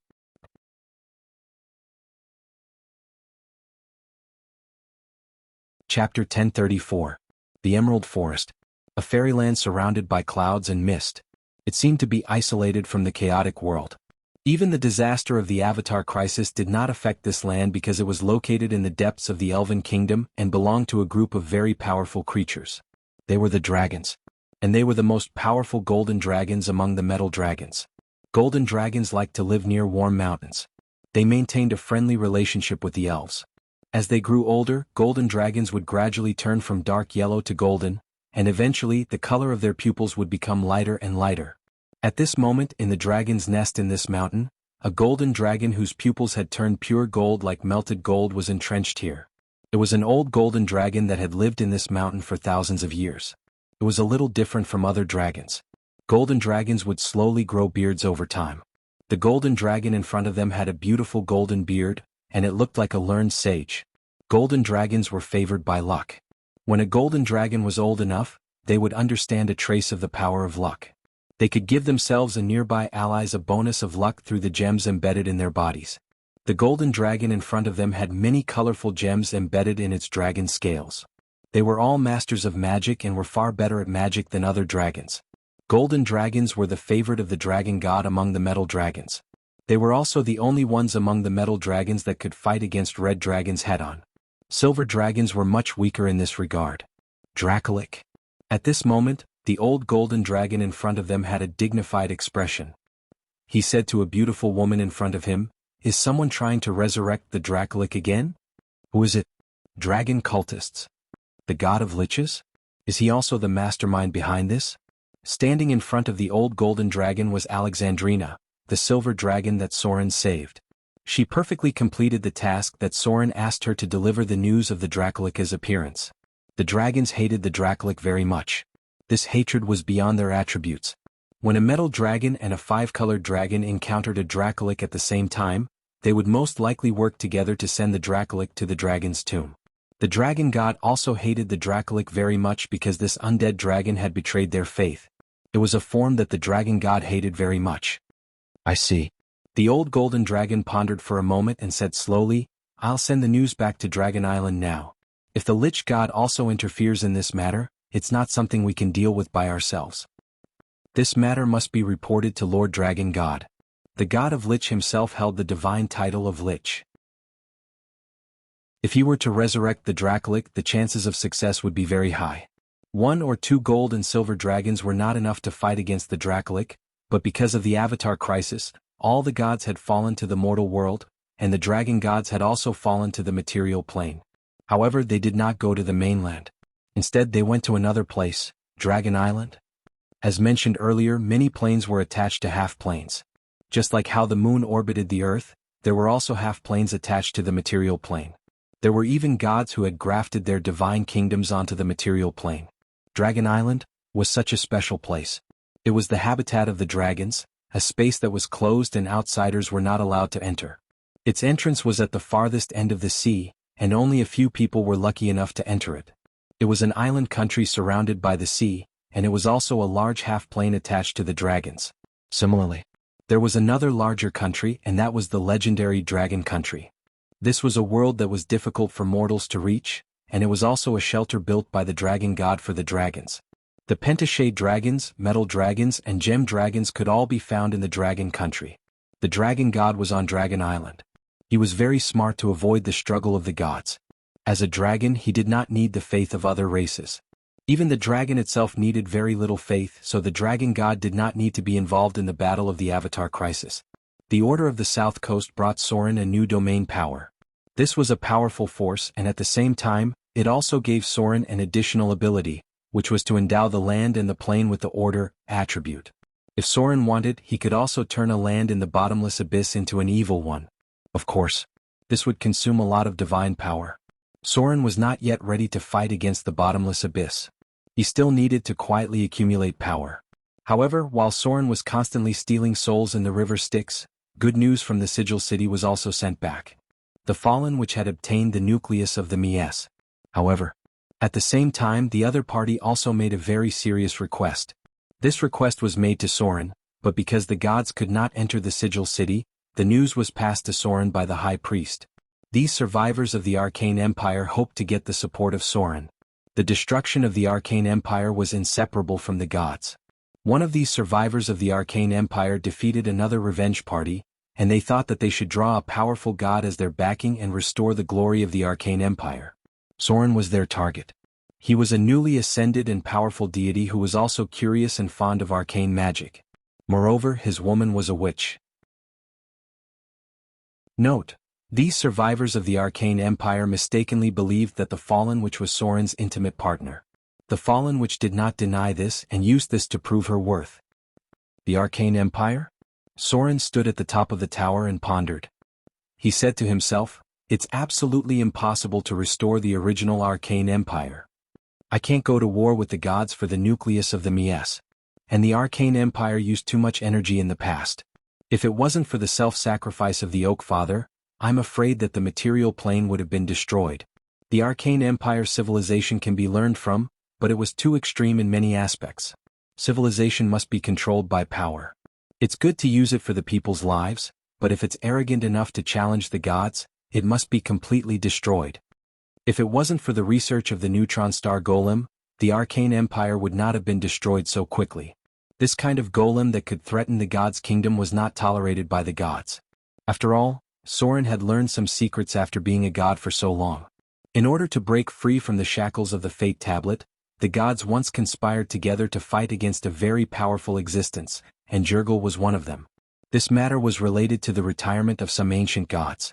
Then, the Arcane Empire completely broke with the gods for some reason, and finally led to the sudden collapse of the Arcane Empire. As a god, Soren had to protect the power of the gods. He had the ambition to be above the gods, but he would never think that it was a good thing for the mortals to dare to challenge the gods. If he had been a god in that era, he would probably have stood on the side of the gods to destroy the Arcane Empire. The gods maintained the order of the multiverse. Although the civilization of the Arcane Empire was powerful, once it was out of control, it would bring terrible destruction. History had proved that the gods had maintained the normal development of the multiverse for hundreds of millions of years. Whether it was the arrival of the first demons or the emergence of the psychic monster empire, the gods had balanced everything in the multiverse, and many of them had died in battle. Although they had great power, the gods also fulfilled the obligations brought by their priesthood. More importantly, unless the Avatar crisis broke out, the gods rarely intervened in the material plane. I can help them. Soren pondered for a long time and slowly said, but only to restore the civilization, not to challenge the gods. There is no second father of the oak in this world. If that kind of disaster happens again, the world will completely wither. And I will also face the judgment of the gods. Let them hand over the nucleus of the Mies, and I will secretly help them rebuild the arcane civilization, but they must also remember not to cross the boundary of the gods. The entire arcane civilization was born with the help of the magic net. The magic net was under the control of the goddess of magic. A civilization that relied on the magic net and was born with the power of a powerful goddess was indeed crazy to try to challenge the most ancient gods.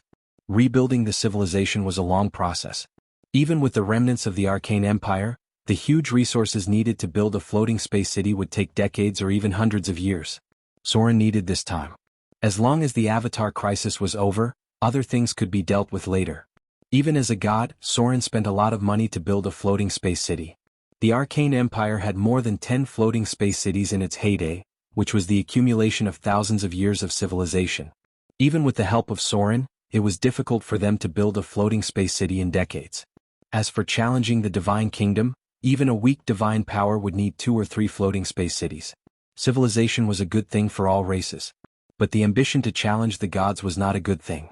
If Soren found the signs, he would not hesitate to extinguish it. Yes, my lord. The voice of the high priest came. Since Soren had agreed. Then the fallen which could promise the remnants of the Arcane Empire. The core of the Mies was the key to building a floating space city. They only had the last one in their hands, and it was very difficult to make a new one after handing it over. Because these cores of the Mies were created by wizards with a level of 35 and above. At present, there was no such powerful arcanist among them. Maybe these people could build a floating space tower, but to build a floating space city, there had to be 1 or 2 arcanists above level 35. The important reason why the Arcane Empire dared to challenge the gods was that there were many wizards above level 35 and legendary figures above level 40 at that time.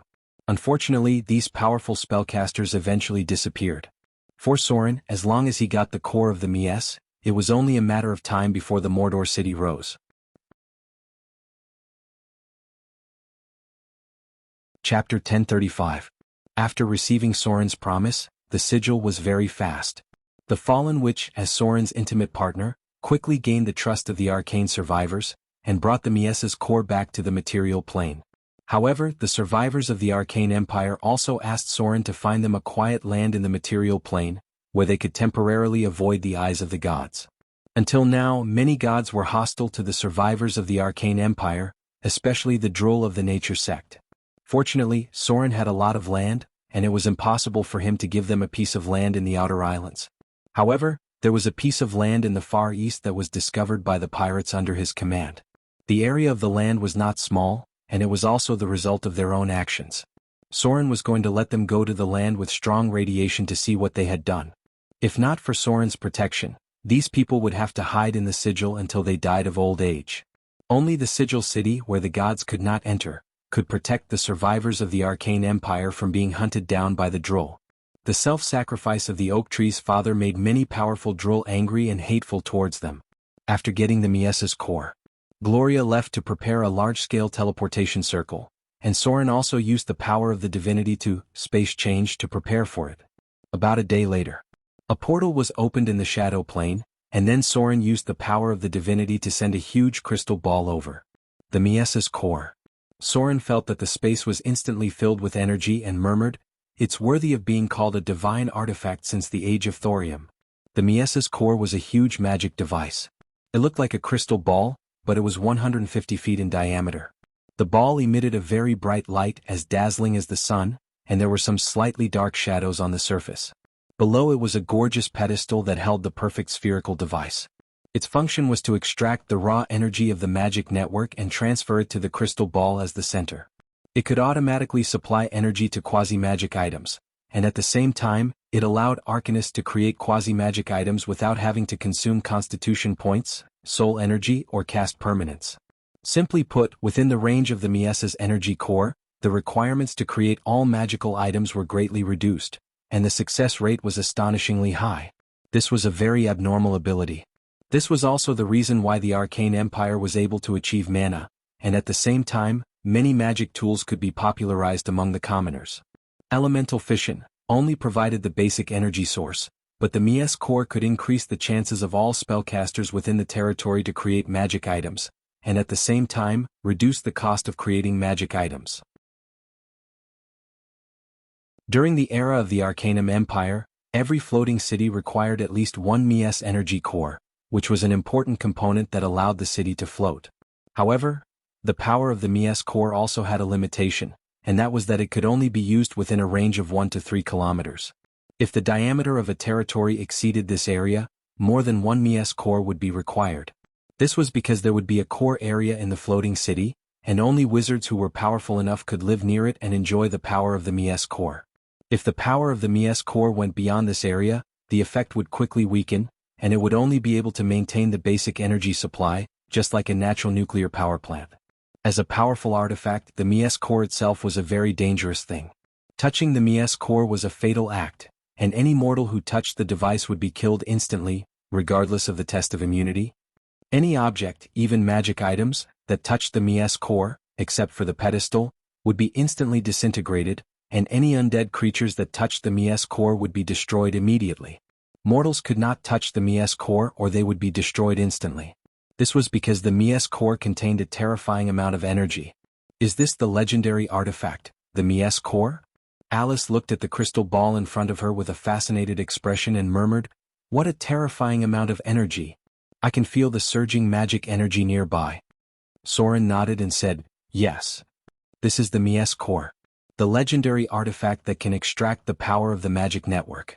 Whether it was the Age of Thorium or the Arcane Empire, the creation of a Mies core required a large number of spellcasters with a profession level of 30 and above, and these spellcasters had to pay a price in the process of creating the Mies core.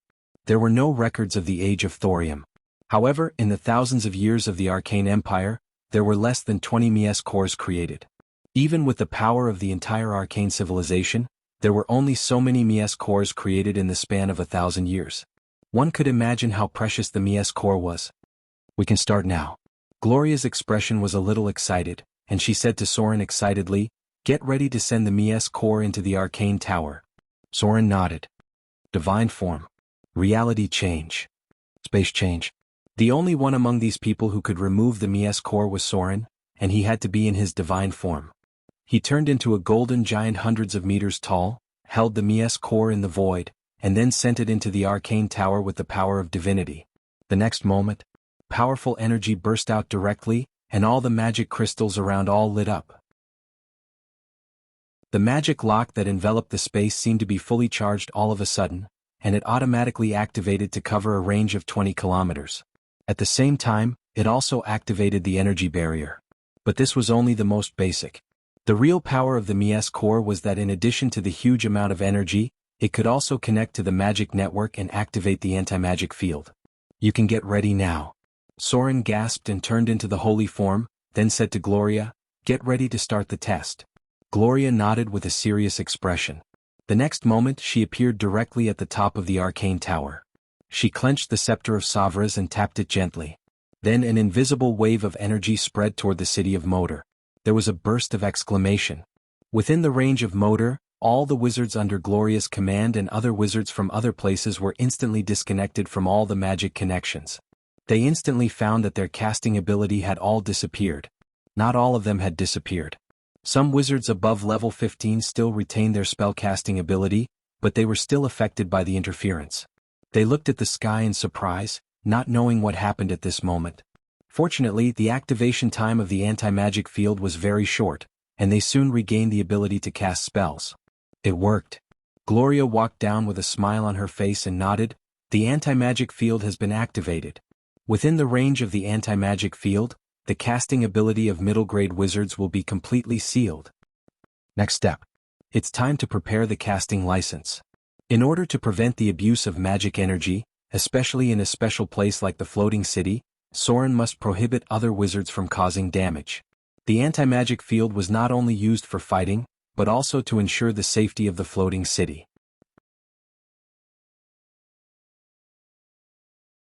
Chapter 1036. Black Key Valley.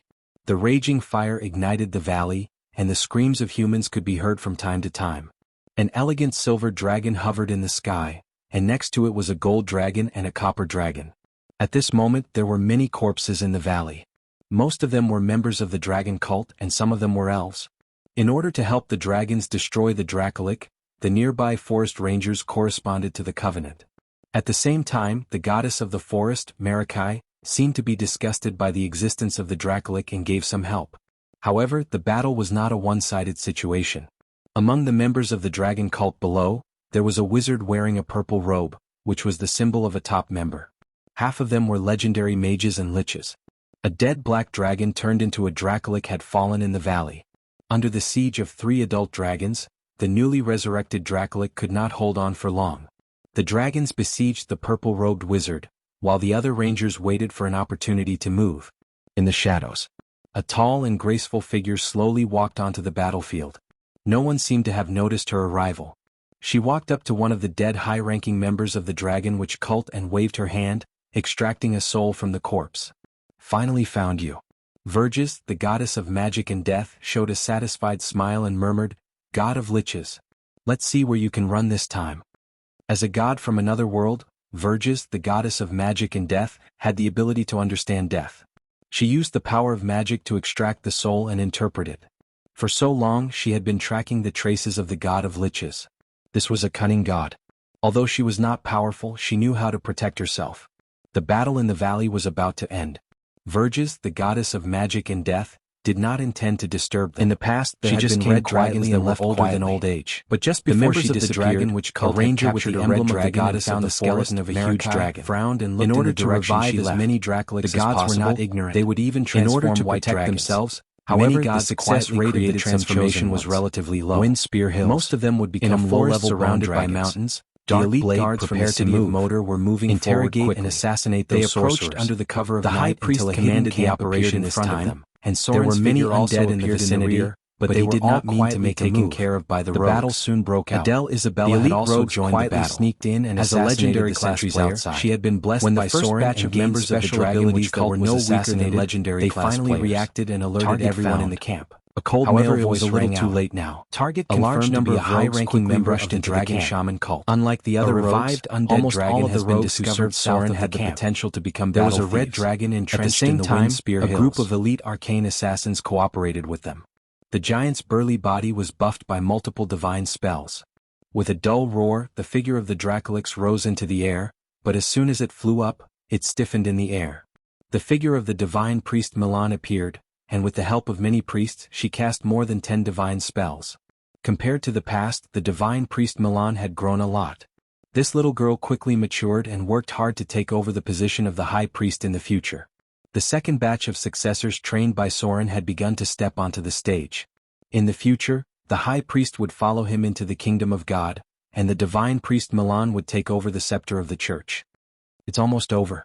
Soren quietly watched the battle in front of him. When the enemies were almost wiped out, his figure also appeared on the battlefield. Divinity of Death. Soul Extraction. Soren waved his hand and pulled out a gray soul. After a little inspection, he could not help but say, "What a surprise." Originally, he was going to check how many members of the Dragon Witch cult were in the Windspear Hills so that he could kill them all in one go. However, he did not expect that Soren would accidentally find the trace of the god of Lich. This god was not very strong, but his whereabouts had always been very mysterious. For Soren, the god of Lich also had a trace of the divine power of death. Interesting. Soren smiled and crushed the soul in front of him, then teleported back to the castle.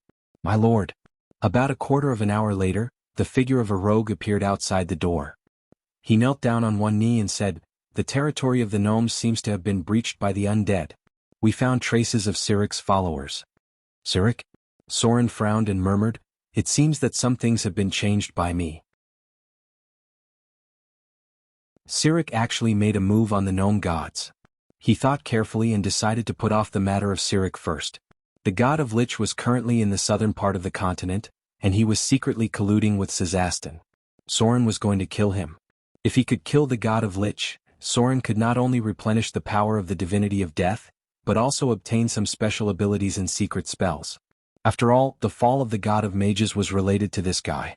However, to be on the safe side, Soren still decided to let Gloria and Vivian go together. The god of Lich was not easy to die, and Soren wanted to make sure that they could completely destroy his phylactery. Gloria had become a demigod, and it was time to try actual combat with a god. In addition, at present, the Fallen Witch had returned to the city of Moder, and there was no problem with her in charge. Soren just wanted to let her study how to solve the plague spread by the undead. After all, she had obtained a little divinity of the goddess of plagues at that time.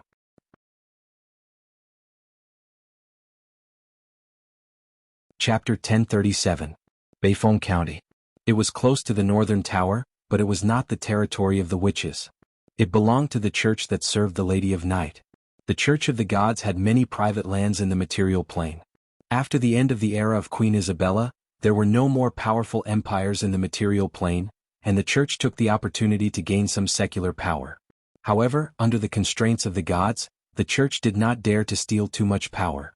They only controlled the range of a city, just like the harvest city controlled by the Church of the Goddess of Agriculture. Soren also dealt with it the same way. His church had great influence in Mordor City, but he did not have much secular power. Bayfong County was controlled by the church under the command of Lady of Night, but there was still a puppet baron nobleman on the surface. This noble himself was a believer of Lady of Night. This was a common method used by the gods to support the nobles who believed in them to become lords, to achieve the effect of secretly controlling and influencing them. At this time, near a cemetery in Bayfong County, a group of floating ghost fire was wandering. This was a very common phenomenon, because after Death God Nero's scheme succeeded, the number of will-o'-the-wisps and ghosts increased exponentially.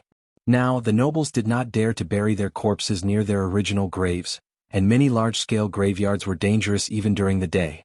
This ghost fire seemed to be irregular, but if one looked carefully, they could find that they were controlled by some kind of power to monitor the surroundings. Near a large mausoleum in the south of the cemetery, a secret door suddenly opened, and then a lich came out.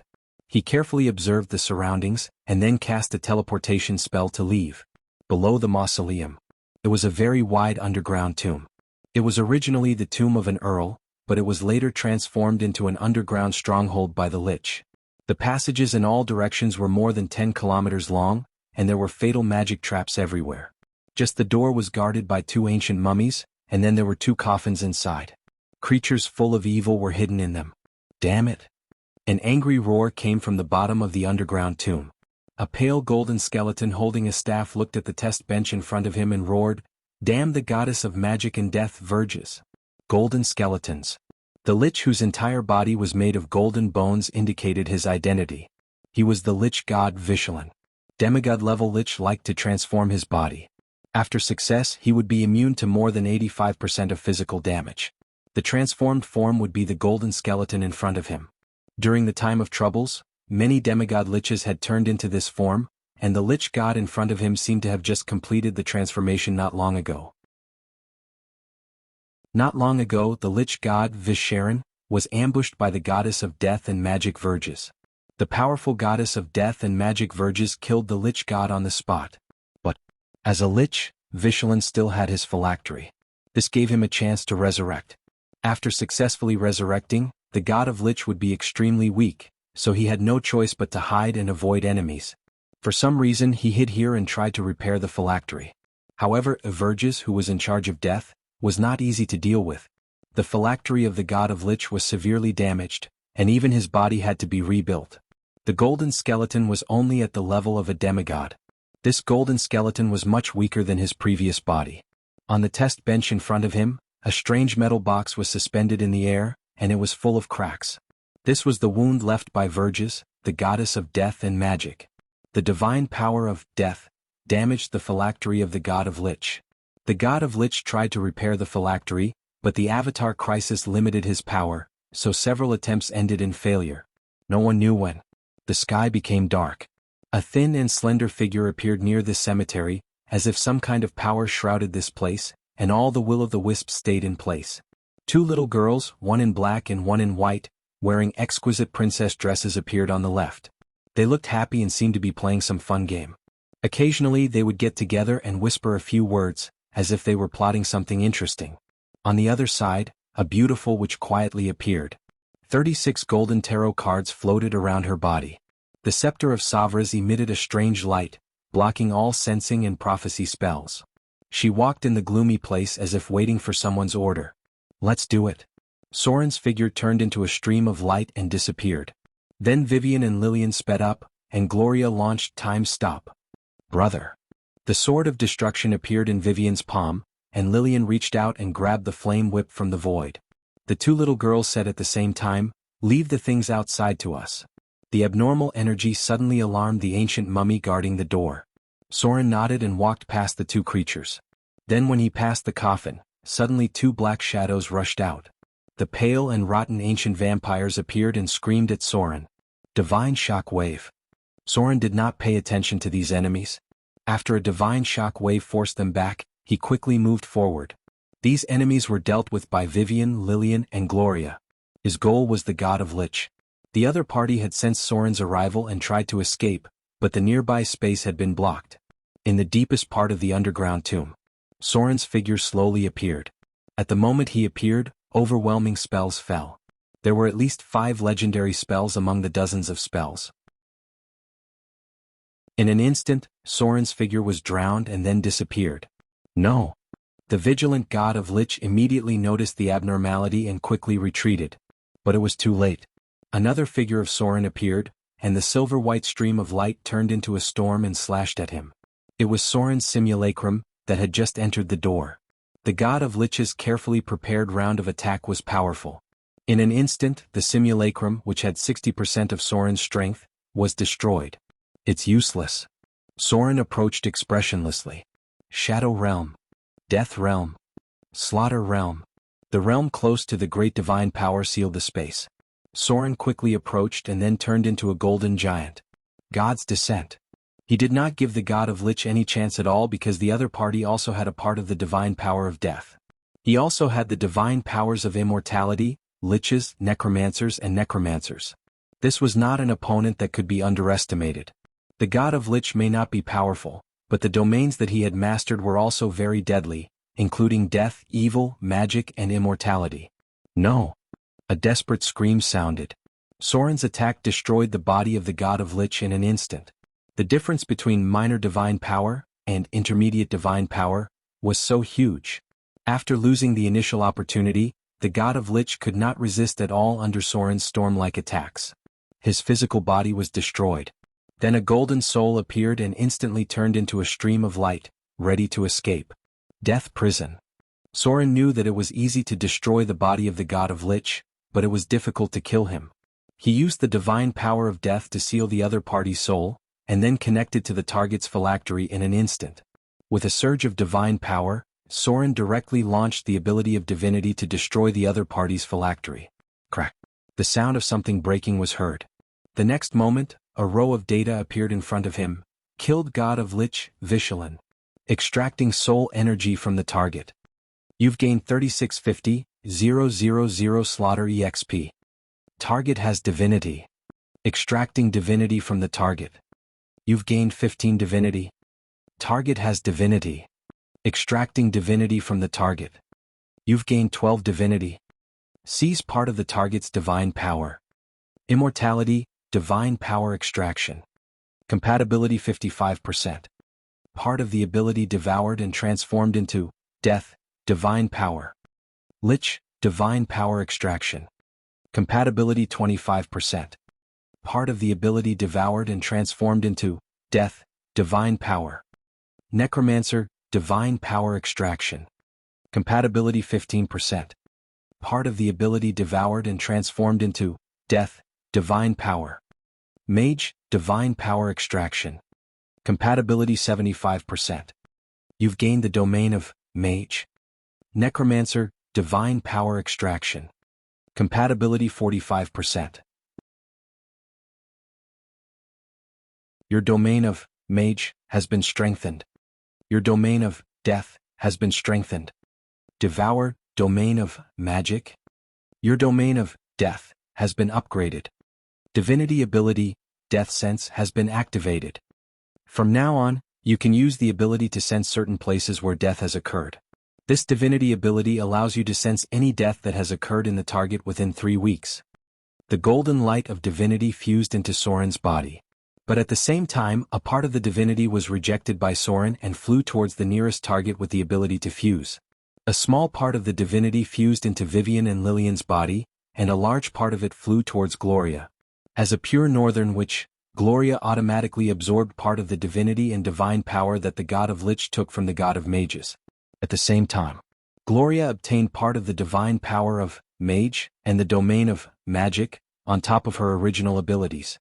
The battle ended quickly. Because this was the territory of the Lady of Night's church, Soren did not dare to stay any longer. After killing the god of Lich, he immediately left with the others. But, not long after Soren's figure left, an elegant woman wearing a gorgeous robe appeared. She frowned as she looked at the target in front of her and murmured, "Someone beat us to it?" Oh.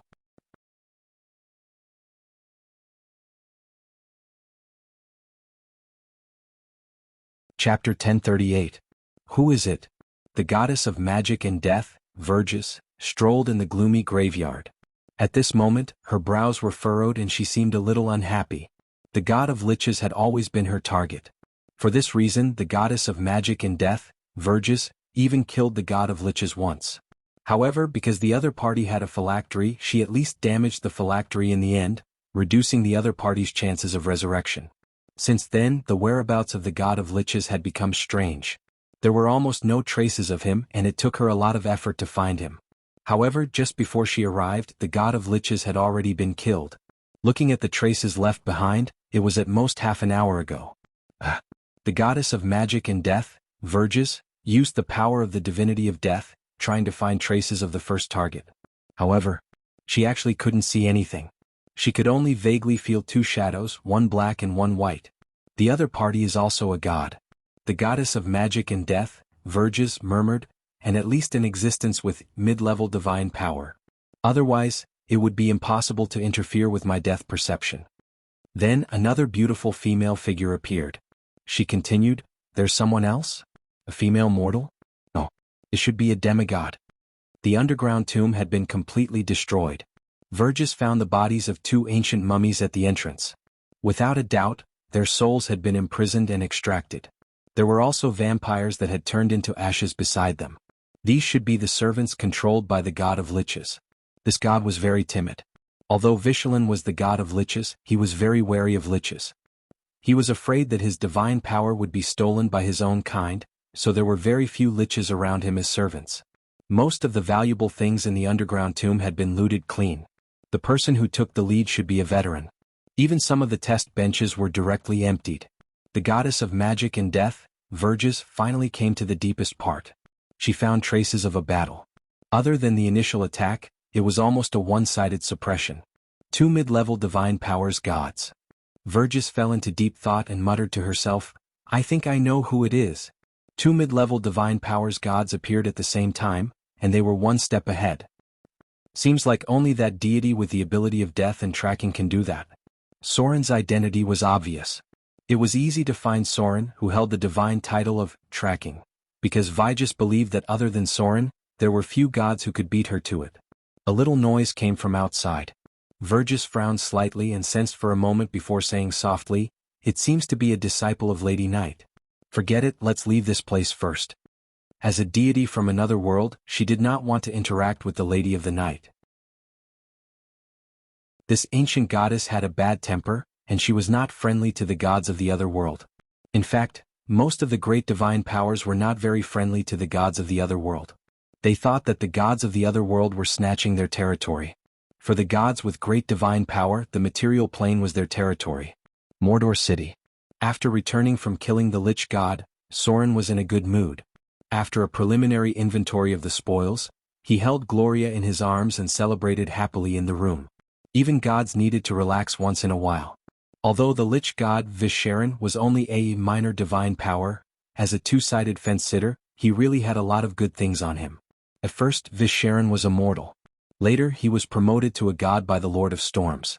In order to escape the oppression of the Lord of Storms, this guy turned to the goddess of magic and thus became a god of the god of mages. As a result, this guy was not satisfied. He secretly reconciled with the Lord of Storms and secretly expressed goodwill to Lady of the Night. He took advantage of this to strengthen himself. At first glance he was a typical fence-sitter. However, this fence-sitter was a big winner in the Avatar crisis. After the goddess of magic had an accident, he immediately betrayed and plotted against the god of mages. At the same time he seized part of his priesthood and divine power. If he had not been killed by Vergis, the goddess of magic and death, and finally died in the hands of Soren, the Lich god would have quickly mastered the priesthood of mage, and directly promoted to a lesser divine power. It might even have been promoted all the way to an intermediate divine power. It is necessary to mention the priesthood and domain of the fallen god of mages, Azaz. His priesthood was wizard, mage and spellcaster in the general sense. His domain was illusion, knowledge, magic, order and spells. Azaz was once the first preaching mage and the most powerful mortal mage at that time. He defeated the god of prophecy, Savras, and imprisoned him in the scepter. Now the scepter was in the hands of Gloria. It was obvious that the Lich god Visharan and the god of mages, Azaz, had a lot of compatible abilities. The first was the priesthood of wizard and mage. The Lich god mastered the necromancer, which was only one of the professions of mage. Then there were illusions, knowledge, magic and spells. These were all powers that the Lich god could absorb. Unfortunately, this guy's talent was not very good. Until now he had only fused with the domain of magic. Soren found the weapon of the god of mages in the Lich god's treasure vault. It was a grade 3 artifact, their old staff. It had a very simple name, but the power of the god of mages was sealed. It included wizard, mage, illusion, knowledge, and spells. It seemed that the Lich god learned very quickly. He even learned the method that the god of mages used to deal with the god of prophecy. It really felt like an eye for an eye. The soul of the god of mages had already been scattered. The old staff itself was not a very powerful artifact. Its most important role was to help the god of mages repair the magic net. There were remnants of Azutha's soul fragments in it, and Soren could absorb mage and knowledge. As for the other abilities, Soren already had enough domains. So he was prepared to give it to Gloria and the Fallen Witch to see what they could gain from it. Gloria currently had the abilities of prophecy, wizard, knowledge, and so on. If she could gain the power of spells and illusion, then she would very likely replace Azuz and become the new god of mages. This was a very good idea. According to Soren's judgment, there would be a battle between the goddess of magic, the Lady of Silvermoon, and the Lady of Night. It was hard to say who would win in the end. If something happened to the goddess of magic, then Gloria might have a chance to replace her after becoming the god of mages. The weave was very important in Soren's future plans. If Gloria could control the power of the weave, then not only would she be of great help to Soren, but she could also help him limit the abuse of the weave by mortals. If Soren wanted to become a greater divine power, there were many things that he needed to rely on the weave. Night fell. Gloria, with a satisfied expression, went to the arcane tower to study a new staff, while Soren prepared to deal with Naruto and Sirik. Just as the night was getting darker, a tall and plump figure appeared outside the door. The Fallen Witch stood at the door and hesitated for a moment. Then she pushed the door open and entered Soren's room. "Is it time?" Soren glanced at her and raised his eyebrows. The Fallen Witch nodded gently and then said, "I already have some clues about the plague of the undead. Give me some more time and I should be able to solve it." Soren nodded and then said, "Maybe you should try the realm of the gods. The Avatar crisis has broken out. This is the best time and the worst time. If you miss this opportunity, even in the future, I won't be able to help you easily become a god. In the future, Gloria and I will both go to the kingdom of God. I think you don't want to stay alone in the material plane. Since you already have the divinity of the goddess of pestilence, you should try to explore the realm of the gods further." The Fallen Witch fell into deep thought and then said, "I will try. Becoming a god. This kind of thing was really a bit far away from mortals. If it wasn't for the Avatar crisis, it might not be possible to succeed in thousands of years. Let's begin." Soren put down the book in his hand and waved his hand. The space around them was sealed. The Fallen Witch's face was flushed and she walked to Soren meekly. Then she slowly knelt down like a little bitch. "It seems that I have to find a way to solve the problem on your body." Soren's expression was a little subtle, but he still said in a deep voice, "I have all the influence in the abyss. If possible, I will find a way to help you remove the mark on your body." The trace of the Queen of Succubus. Soren had been a little aware of it, but this demon lord was not easy to deal with. Her combat power might not be strong, but her ability was very strange, almost reaching the extreme of a certain field. This kind of extreme conversion of aura, even Soren might not be able to resist. Especially when he was only in the form of a saint. It must be known that the previous generation's Lady of Wealth ventured into the abyss in the form of a saint to sneak back to the kingdom of God. She was imprisoned by the original Six-Fingered, and as a result she was humiliated for many years. This was a very embarrassing thing. Because even the powerful gods might not be able to defeat the demon lord in the form of a saint. Of course, if he was in the form of a god there would be no fear. Basically, there were no natural enemies in the form of a god, unless there was a problem inside the kingdom of God. A crisp sound reverberated in the air, accompanied by the faint sound of a woman's moaning. Soren faithfully completed the contract ceremony to please the Queen of Succubus, but his mind had turned to the abyss. After stealing a large number of souls from the Styx, both the demon lord and the kingdom of God had greatly increased in strength. He was considering whether it was time to expand and separate a layer of the abyss. At that time, his demon lord would be the real Abyss Overlord.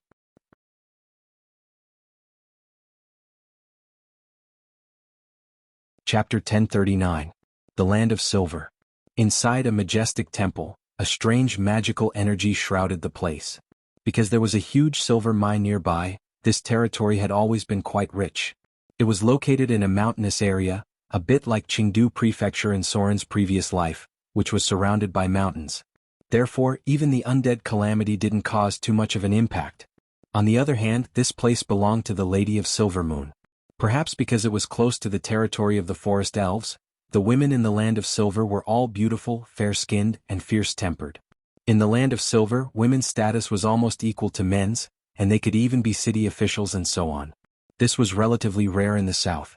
This environment was conducive to the Lady of Silvermoon's faith, and she was especially popular among matriarchal women. At this moment, two women were seated within the shrine.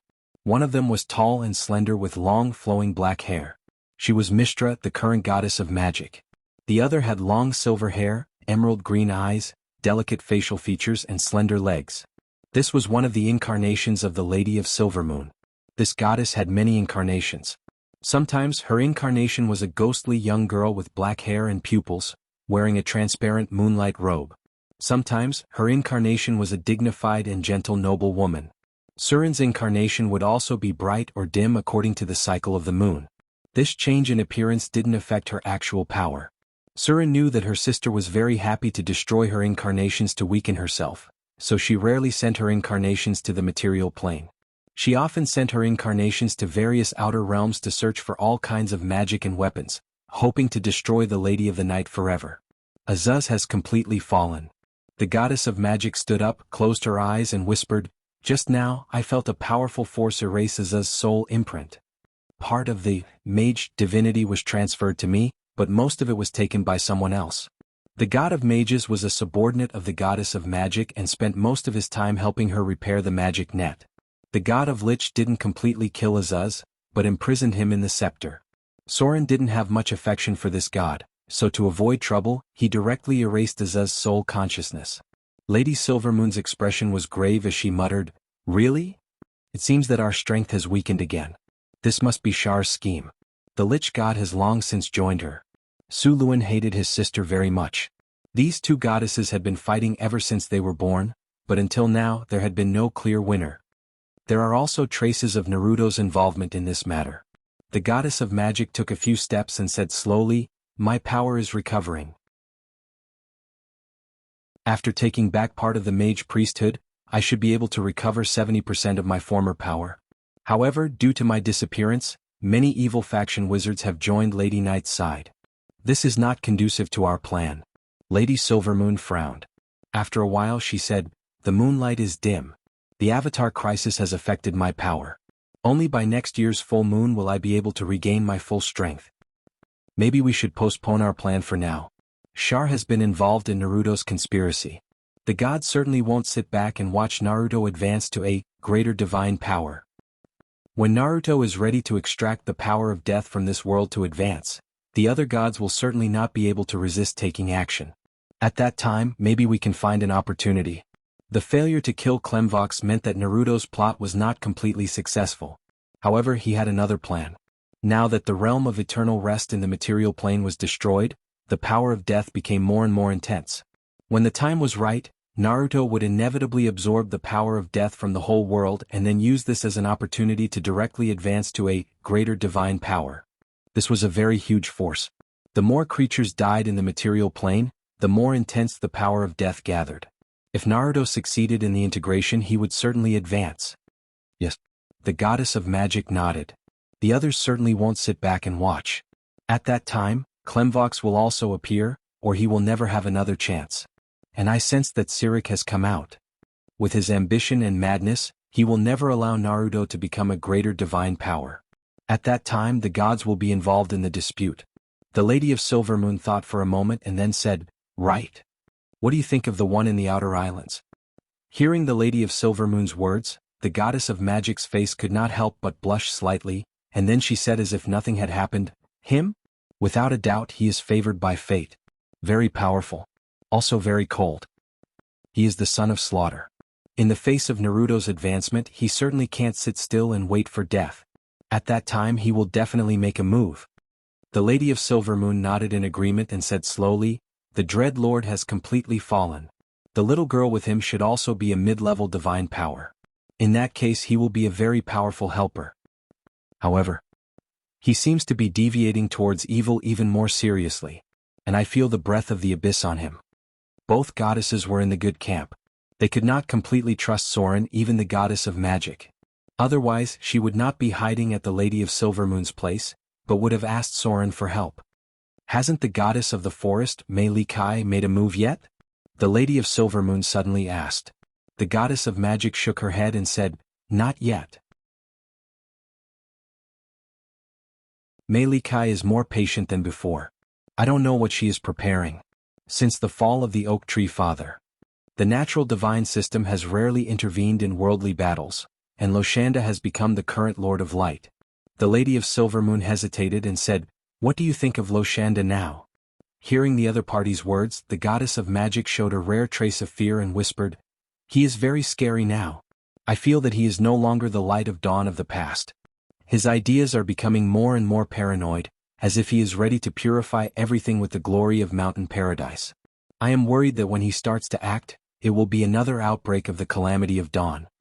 The Lord of Light's past was not easy to evaluate. When he was still the light of dawn, he had already brought disaster to the gods because of his overly persistent beliefs. So, the gods were now a little afraid of him. Even the gods of the good alignment were the same, and even the goddess of agriculture kept an appropriate distance from her father. Perhaps the only ones who really followed him were those stubborn paladins and fanatics. In the past, there was still Mother Earth to influence him, but now the Lord of Light had completely become the Lord of Light. The self-sacrifice of the Oak Tree Father had changed him a lot. So, the Lady of Silver Moon sighed and said, "If only the Oak Tree Father was still here. If he was here, the calamity of the undead would definitely not break out, and the Oak Tree Father would directly purify and maintain the balance of nature." The Oak Tree Father was a hardline god. He didn't even have a camp. His camp was nature. Whether good or evil, as long as the balance of nature was destroyed, it was his enemy. The most powerful natural divine system had become a thing of the past. Although there were many gods in the human divine system, they had been divided. Even the god of war had become very cautious, so no one had stopped Naruto's conspiracy until now. No one wanted to be the first to take the lead. Mordor City. Soren, who was evaluated by the two goddesses, also seemed to have a premonition of Naruto's plan, because the rich power of death had increased his divine power. The energy core of Mies had been placed in the arcane tower. Within the range of the arcane tower, the high-grade witches of Mordor City could enjoy this convenience. They could make magic tools more easily. However, the effect of this kind of improvement was not obvious in a short time. It often took time for a qualitative change to occur. But now the arcane shop in Mordor City had begun to sell magic equipment. Just when Soren's attention was focused on the bottomless abyss, he felt a kind of call in the dark, and then he shifted his attention to the Eastern Kingdom. In a barren desert, a girl named Cicada was walking alone in the desert. She had completed the training of the Lost Trace sect and truly mastered the mystery of Shadow Trace.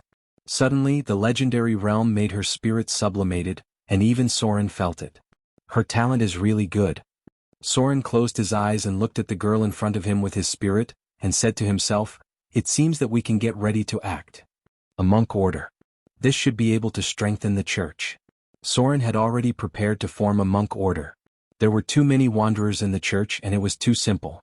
The monks of the Eastern Kingdom had all kinds of powerful and mysterious powers. With the girl, Cicada, as an opportunity, Soren was ready to attract some monks to join the church. Maybe it's time to give her an oracle, Soren thought. The wind was howling. The girl walking alone in the desert stopped, and in front of her, a demon wearing a bamboo hat appeared. Since the appearance of the ancient evil, the Eastern Kingdom had also suffered turmoil. Demons and undead were only one of them. The demon that had not been seen for a long time began to appear frequently. The demon was also called the demon beast ghost. It was said that it was a creature that appeared with the desert gods. The most dangerous one was the demon lord, who was a terrible enemy in the Eastern Kingdom. These creatures were immune to 1 to 6 spells, and enchanted weapons below +2 were almost difficult for mortals to defeat. At present, the Eastern Princess was busy dealing with the demon lord. She could not even take care of her own territory. Piercing shock palm. This was not the first demon that Cicada had encountered. At the moment when she found the enemy, she sped up and rushed directly. Penetration. The special ability of the Lost Trace sect made Cicada's figure like a ghost. Although her palm was blocked by the enemy, the next moment, the demon spat out a mouthful of blood. Sun Flame form. The fist master who succeeded in one move followed up with another attack. With a loud bang, the demon in front of him was directly hit and flew out. At this time, the enemy had time to say a sentence, Transcendence.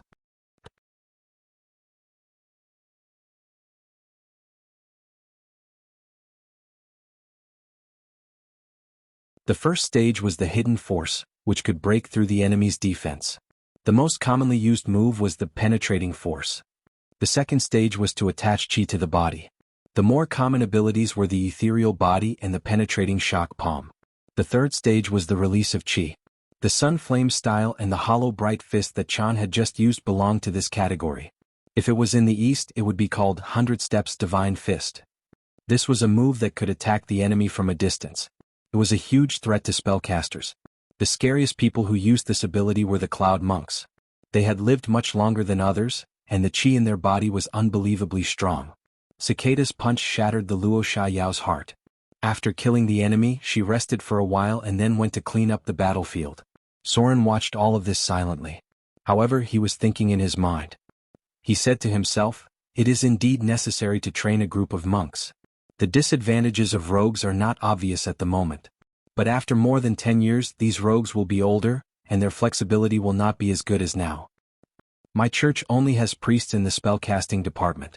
Although there are half-elves in the melee department, they also need to be replenished." Rogues and warriors were the same. As long as the race was human after the age of 45, if they had not broken through the realm of legends, their strength would rapidly decline. Although their experience would become rich, their overall attributes would decrease. Half-elves were slightly better. They could probably maintain their peak state until about 65 years old. The advantage of monks was that after entering the higher level, they could maintain their peak state even after 100 years. This was very useful for a church. As long as a group of monks was trained, according to the lifespan of humans and the generally long lifespan of monks, even if they did not replenish new blood, they could probably last for about 120 years. This was quite a long time even for a deity. Since he had an idea, he was naturally ready to act. Soren immediately found the high priest and said, "I am going to set up a group of monks. The preliminary candidates have been decided. You can prepare in the church." Cicada had entered the realm of legends. It was enough for her to be the leader of the group of monks. The Eastern Kingdom did not lack monks, but Soren needed monks from the evil camp. This required him to secretly help Cicada recruit people. Just right. Soren's avatar was also ready to go to the Eastern Kingdom to see what was going on there. Because the distance was too far, there were a lot of scattered news. Most of it was related to ancient evils and Luo Xiao, but Soren could not see it clearly. In the desert, Cicada quickly collected the spoils of war from the Luo Xiao.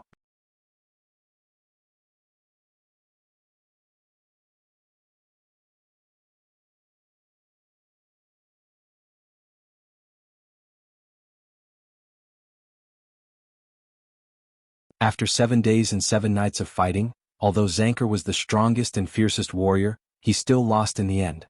Every time he hurt Zargan a little, Zargan's injury would immediately heal in a moment. Zanker, who had exhausted all his strength, finally fell under the attack of the ancient evils. The gods blessed Zanker, hoping that he could defeat the ancient evils, but they were disappointed in the end. So the gods decided to do it themselves.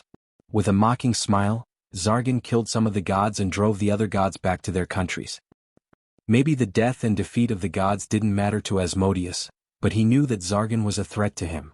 So at the last moment of the battle, Asmodeus finally did it himself. Asmodeus finally defeated Zargan again, but he knew that he couldn't kill him. So Asmodeus bound Zargan's horn in a solid boulder and buried it deep in the ground. The area where the horn was buried was the center of the ancient empire of Imaska, which is where we are now. The Avatar crisis had loosened the ancient seal. Not only had the god of murder, Sirik, escaped, but some terrible ancient evils had also escaped from captivity. Hearing the words of the Master of Fist, many people could not help but swallow. Then someone said, "Since the enemy is so strong, even the gods can't defeat him. So, is it possible for us to reseal him?" "Of course," the Master of Fist said firmly. "Zargan is still very weak. He has just broken the seal, and he hasn't even been fully resurrected. As long as we destroy his believers and the altar of his resurrection, he can be resealed. This terrible evil is an enemy we can't escape from. Once he is fully resurrected, the first thing he will do is to destroy and control the material plane, and then turn all living things into evil creatures. Finally, he will challenge Asmodeus of the Bator Inferno again." Zargan knew that he could not defeat the Lord of Hell, so the first thing he had to do was to build a huge army. This needed to devour a plane. People were still immersed in the legends of ancient times. Suddenly, some figures appeared in the distant sky, and then all the monks could not help but bow humbly. A middle-aged warrior monk of unknown age slowly descended from the clouds. He stepped in the air as if there was an invisible substitute, and came to the oriental dancer step by step. "Master." In the face of this legendary existence, Even the Oriental Empress could not help but bow. The long life had made the Cloud Monk in front of her forget a lot. He even ignored the peerless beauty of the Oriental Empress. He just looked ahead and frowned. Is Zargan going to be resurrected? Let's do it. You deal with the evil followers outside, and I will go in and deal with Zargan's horn. Tell all those who are not legendary not to get close to the altar. The aura of the ancient evils can affect people's minds. They just need to deal with the monsters outside. The Cloud Monk's expression was neither sad nor happy. In his unknown life, it was not the first time that he fought against the ancient evils. He almost did not touch the ground and he stepped into the town in front of him. Some Rakshasa demons and twisted evil creatures found his trace and rushed directly toward him. The Cloud Monk almost did not look at them and he just hit the air with his palm. Boom. Suddenly, the earth shook, and a huge handprint of about 10 meters high appeared on the city wall in front of him. As for the Rakshasa demons who tried to attack the Cloud Monk, they had already become a pool of blurred flesh and blood on the wall. Is this the air-splitting palm? A boxing master was stunned and murmured, "It's so powerful? Grandmaster's aura is so powerful that it's incredible." The Cloud Monk went straight to the heart of the evil creatures. This legendary existence could shake the earth and mountains with just a wave of his hand.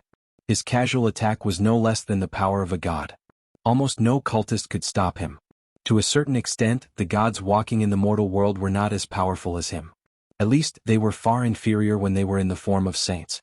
Only when they mobilized their divine power to transform into the form of gods could the gods have the ability to move the earth and shake the mountains like this Cloud Monk. Even Soren was only an advanced legendary class in his normal state, and the Cloud Monk in front of him was probably infinitely close to or even beyond level 40. How powerful was a warrior monk who was close to level 40? In the historical records, only one warrior monk had reached such a height. Under the influence of the succubus queen, he finally defeated the demon prince, Demogorgon.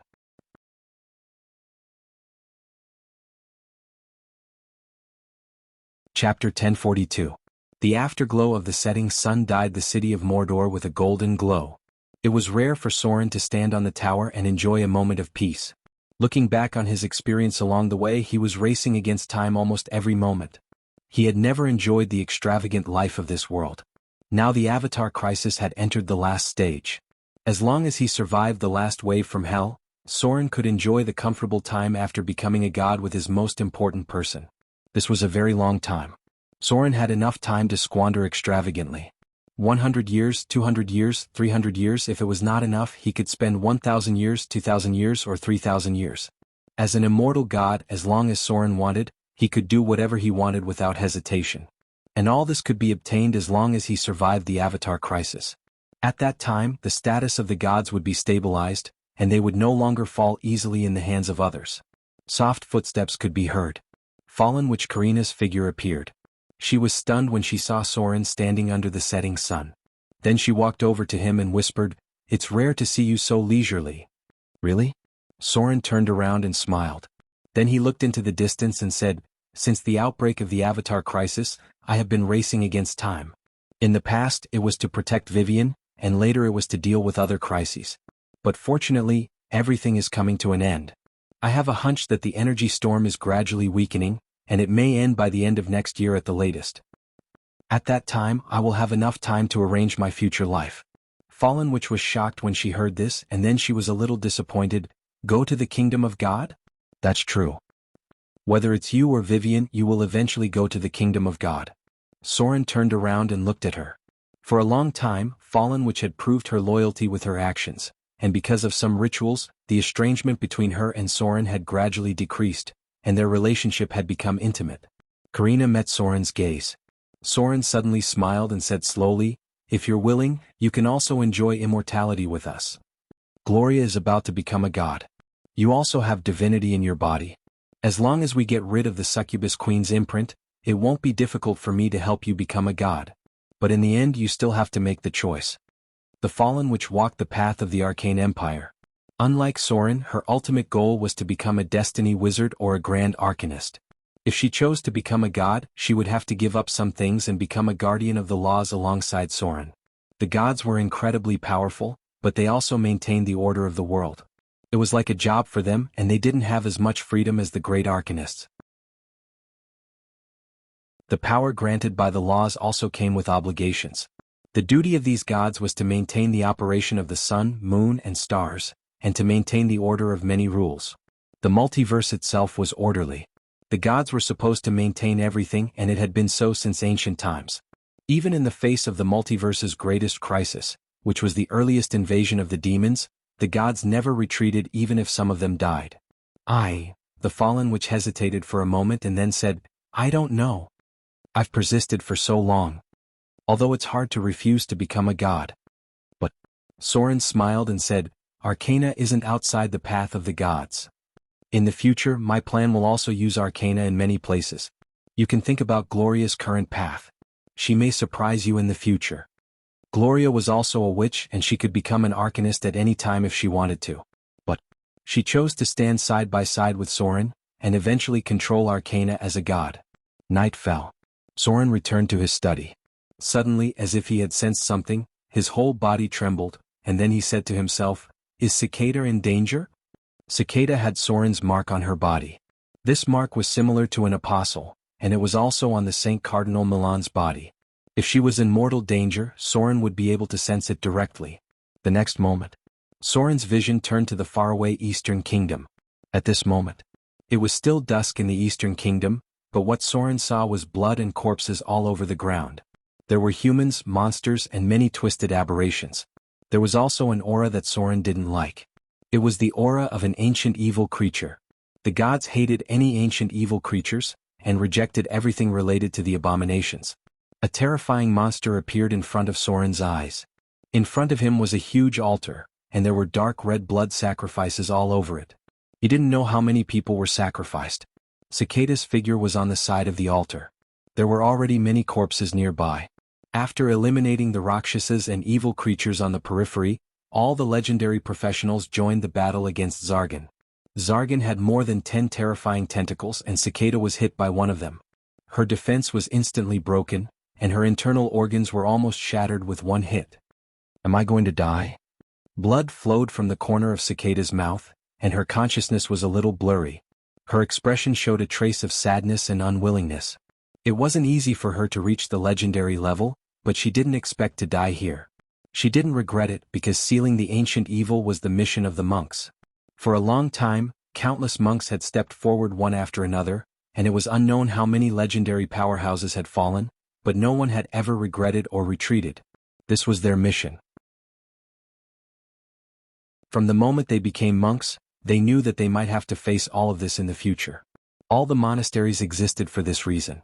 For a long time, the entire Eastern Kingdom supported monks' monasteries, and when the ancient evil creatures appeared, they had to fulfill their mission to seal these terrifying monsters.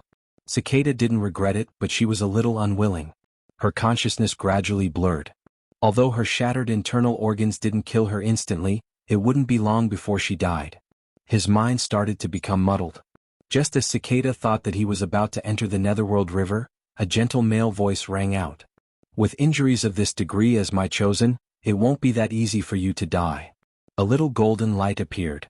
Cicada didn't know when, but a young man with an evil aura appeared in front of her. His body was shrouded in fog, but he exuded an indescribable pressure.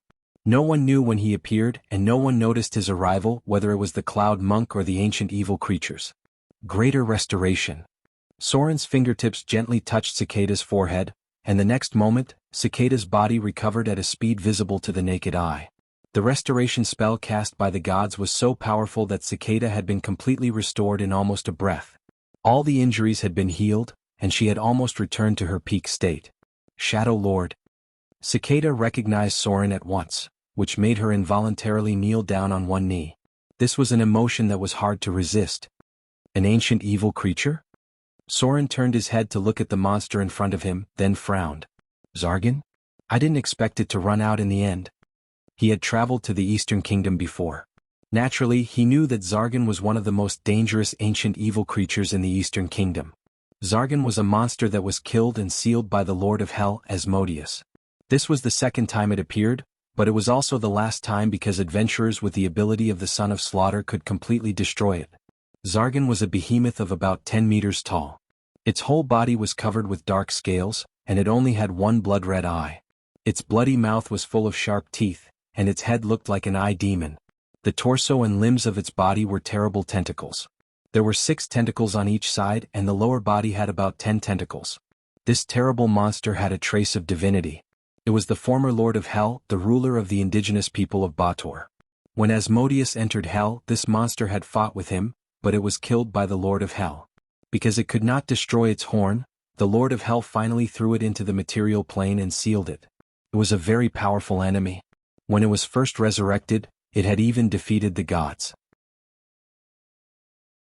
However, its resurrection this time was not very powerful because it had just broken the seal and had not completed the blood sacrifice. It used a kingdom to recover to its peak, but now the eastern kingdom was guarded by monks, and the population was scattered.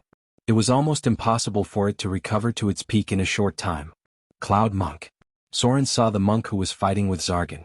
Every move he made was powerful enough to shake the earth. He was a little surprised.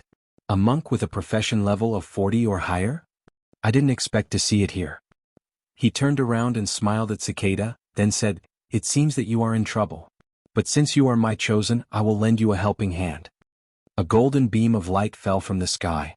Soren's figure walked out of the fog and gradually became solid.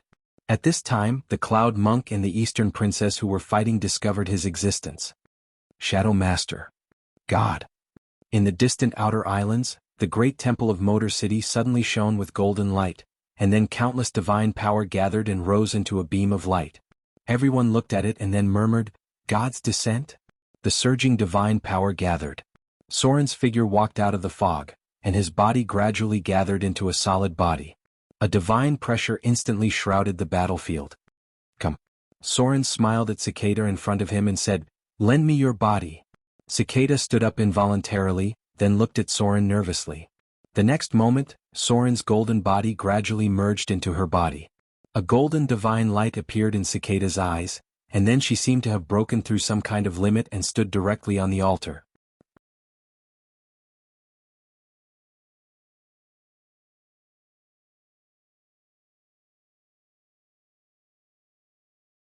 At this time, the light gathered on the great temple had become dim. Soren had almost consumed the power that he had accumulated for nearly 3 months. However, Soren looked at the soul gem in front of him and said playfully, "It looks like a good harvest." Crack. Just now, Soren did not completely kill Zargan. He only destroyed the horn where the soul lived. At this moment, when he crushed the soul gem, the power of the temple began to gather. Suppress. Some kind of terrible scream sounded, and then countless souls flew out from Soren's palm. These were the souls that were devoured by ancient evils. They were extremely evil existences. The gods hated them very much, and one of their abilities was to devour souls. Gate of the Kingdom of God. Soren waved his hand and opened a white light gate. Then, under the influence of divine power, countless souls flew into it and were directly thrown into the pool of shadow reincarnation. Zargan was completely killed at this time. Soren crushed his soul and transferred the souls he devoured into the Kingdom of God. A row of data appeared. "You've killed the ancient evil, Zargan.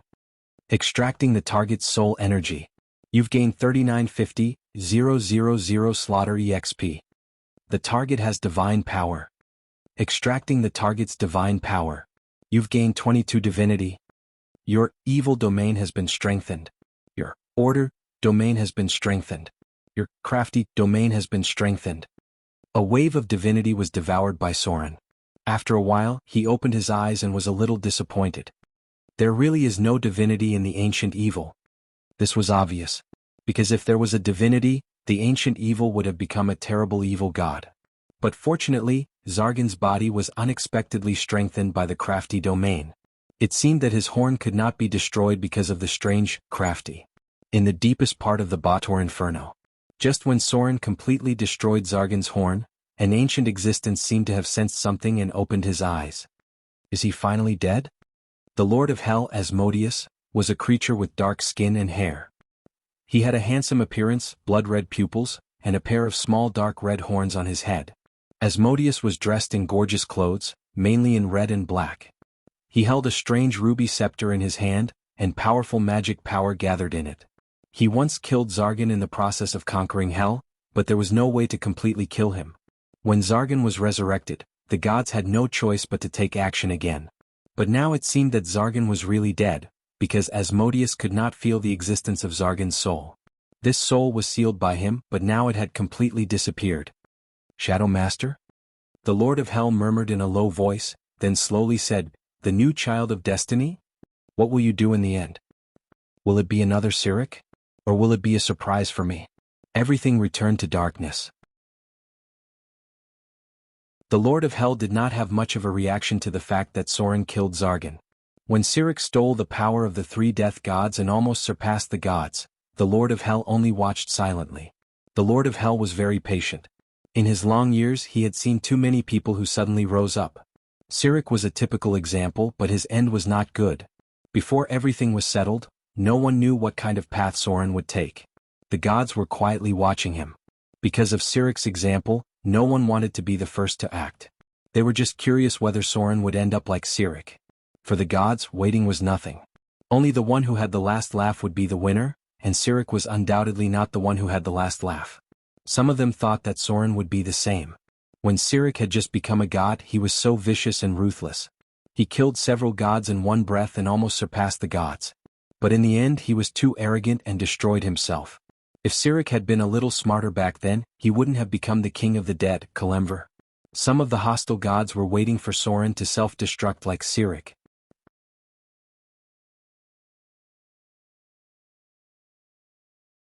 Chapter 1044. Even though Soren had already left. However, the others still looked at Cicada with a hint of awe. This was the power of a true god. It was so easy to kill the ancient evil that they regarded as their greatest enemy. In fact, the gap between the ancient evil and the gods wasn't that big. However, Soren was now an intermediate divine power, which could be said to be very close to becoming a great divine power. This was equivalent to the main god of a divine system personally taking action. His combat power naturally couldn't be compared to those weak gods. Although the Cloud Monk was very powerful and was already at the top of the mortals, he also had a limitation. That was, he was still a mortal. If the damage that the Cloud Monk caused to the ancient evil was ordinary damage, then the damage that Soren caused to the ancient evil was holy damage. This was the most fundamental difference. The power of the gods was much more important than the power of mortals in all aspects. After the ancient evil was killed by Soren, the evil aura that shrouded here gradually dissipated. The monks began to clean up the battlefield. The Cloud Monk didn't seem to want to communicate with others at all. He directly left by himself. However, just as Cicada was about to leave, the Eastern Empress suddenly walked to her side and said in a friendly manner, "This place is still very far from the monastery. Why don't you go to our camp in front to rest first?" If Cicada was just an ordinary fist master, the Eastern Empress naturally wouldn't deliberately make friends with her. However, if Cicada had Soren behind her, then the situation would be completely different. After seeing Soren arrive and kill the ancient evil in front of her, the Eastern Empress had a deeper understanding of Soren's strength. It was obvious that she planned to make friends with Cicada to ease their relationship and find a way to connect with Soren. Cicada originally wanted to refuse, but suddenly remembered the task that Soren gave her before he left. In the end, she nodded her head. A warrior monk sect. For a girl with almost no experience, it was indeed not easy. Perhaps she could try to borrow the power of the Eastern Empress. Motor City. After killing the ancient demon, Soren had used up a lot of his divine power. But the harvest was not small. Now, his strength had accumulated to a critical point. As long as he broke through the last little limit of divinity, he could directly be promoted to a great divine power. Now Soren's stats had changed. Name, Soren, Saint Form, Intermediate Divine Power. Race, Half-Elf, Divine Son of Massacre. Attributes, Strength 24, Agility 44, Constitution 30, Intelligence 31, Wisdom 22, Charm 26. Alignment, Lawful Evil Profession. Level 15 Rogue 035500000. Level 10 Shadow Dancer, Max. Level 10 Wizard, 054250000. Level 18 Arcanist, 062500000. Grade 8. Health Points, 925925, Robust, EXP, 6305075 Slaughter EXP, 35,545 Profession EXP, Unassigned. Skill Points, None Attribute Points, None Legend, 350. Divinity, 410, Great Divinity. Requires 900 points to upgrade, Great Divinity. Divinity, 270 Intermediate Divinity. Requires 300 points to upgrade Great Divinity. Divine Power 3513540. Requires 1200 Divine Power to upgrade to Great Divine Power. Master God's Law. The current storage limit of the divinity is 5,400 points. Clergy: Death, Shadow, Theft, Half-Elf, Rogue, Tracking Domain. Order: Mage, Magic, Tyranny, Strife, Mage, Disease, Poison, Trickery, Slaughter, Death, Fear, Evil, Domination, Piracy, Shadow, Flora. Spiritual Energy: Evil Spiritual Energy, Fear. Spiritual Energy Status: Normal. Basic Skills: Sneak 695, Literacy 585, Steal 625, Picklock 575, Snare 515, Focus 525, Negotiate 625, Appraise 525, Deceive 525, Intimidation 695, Taunt 455, Perform 475, Listen 585, Dodge 625, Parry 485, Block 475, Heal 475, Search 575, Detect 655, Copy Scroll 425, Spell Identify 515, Survival 455, Use Magic Equipment 475, Cooking 325, Alchemy 585, Forge Magic Weapon 475. Saint Form: Transcendence, Spell Immunity 1 to 4, Epic Divine Power, Instant Cast 1 to 6. Divinity Immunity: Acid, Electricity, Fire, Instant Death, Energy Drain.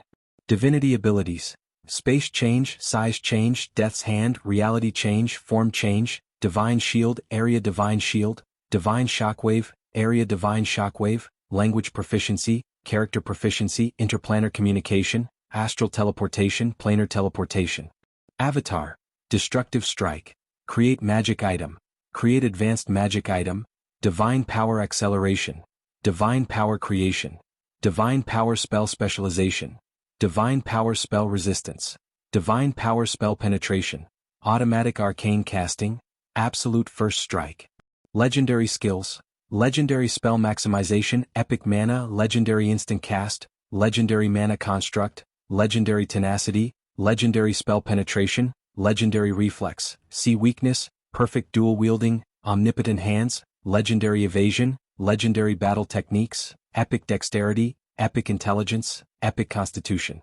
Special Abilities: Blessing of the Goddess of Magic, God Slayer, Blessing of the Misfortune Goddess, Blessing of the Sea Goddess, Dragon Blood Baptism LV2, Heart of Slaughter, Slayer, Death Walker, Ascetic, Erudite, Blasphemy.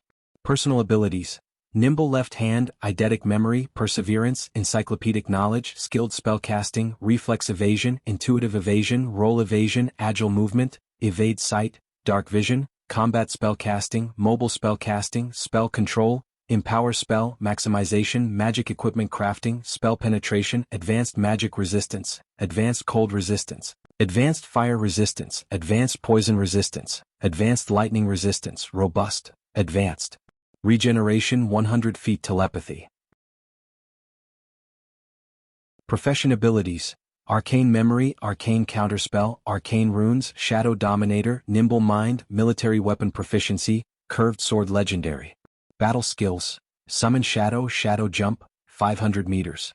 Shadow Strike, Shadow Jump, Vampiric Touch, Divinity, Sword Form, Sword Form, Sword Form, Sword Form, Sword Form, Sword Form, Sword Form, Sword Form, Sword Form, Sword Form, Sword Form, Sword Form, Sword Form, Sword Form, Spinning Slash. Inside the temple, Soren sat on the throne and thought. He murmured, "Only 30 divinity points left. As long as I break through to the level of great divine power, there will be no more obstacles to establishing a divine system. But where should I get these 30 divinity points from?" Divinity points. Generally speaking, only true gods had a lot of divinity points. Demigods could only get a pitiful amount of divinity points. Weak divine powers could basically be ruled out. In order for Soren to get 30 divinity points, he would need to kill at least 3 to 5 weak divine powers. This was very likely to offend too many divine systems. There were not many weak divine powers that could be killed at the moment. If it were weak divine powers, Soren would need around 2 targets. The best choice would be intermediate divine power. This could satisfy Soren's needs in one go and directly promote him to a great divine power. Who else can be a target? Soren pondered, constantly recalling the fallen gods in his memory. However, just as Soren was trying to find a new target, A message suddenly came from the bottomless abyss. The third layer of the bottomless abyss, the Forgotten Land. In the magnificent palace of the demon lord Sauron, a gorgeously dressed Yugoloth quickly walked in. He then carefully said, "Great Lord Sauron. Recently, my caravan has discovered something strange. I think I should tell you." Yugoloths were merchants of the bottomless abyss. They traded with devils and demons. Because they were good at traveling in the river Styx, this race of demons could be found all over the lower plains. On the blazing flame throne, the Baelor demon Lord Sauron opened his eyes and said in a deep voice, "What is it?" The Yugoloth carefully said, "Our caravan has recently discovered that Orcus's undead army has been mobilized on a large scale. A part of the Abyssal army has already set up camp in the south of the Rift Plains, but they have no intention of fighting with the devils. It seems that they intend to invade other planes, most likely material planes. This may be an opportunity." At this point, the Yugoloth carefully raised his head to observe Sauron's expression. If Orcus were to attack other planes, the internal defenses would be weak and empty. If the demon lord in front of him was bold enough, he might be able to seize the opportunity and replace Orcus as one of the abyssal giants. Sauron frowned and said to himself, "Attack a material plane? The undead calamity has already broken out. Where is Orcus mobilizing his army to attack? Demons could not casually enter other planes. The lower the level of the demons, the closer they had to be to the rift planes to pass through." The Yugoloth brought a piece of news that Sauron did not expect. Could it be that Naruto has a new conspiracy? The current Orcus had already become a puppet. The resurrected Orcus was no longer the Orcus of the past.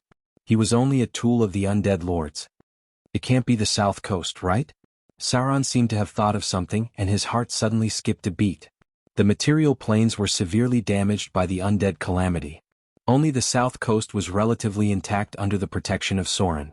There were not many places where Orcus could mobilize his army. Either he intended to provoke the core territories of the other gods, or only the south could satisfy his desire for slaughter and destruction. "Send someone to investigate immediately."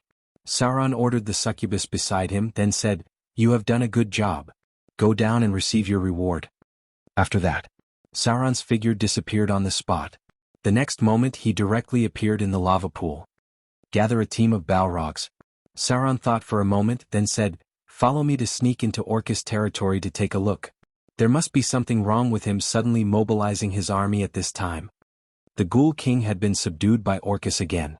If such a large undead army really wanted to attack a material plane, there were not many targets to choose from. Even Mordor City could be a potential target of Orcus. Sauron had to be careful.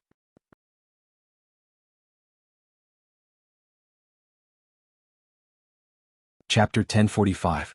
The unusual movements of Orcus's army made Sauron feel vigilant and uneasy.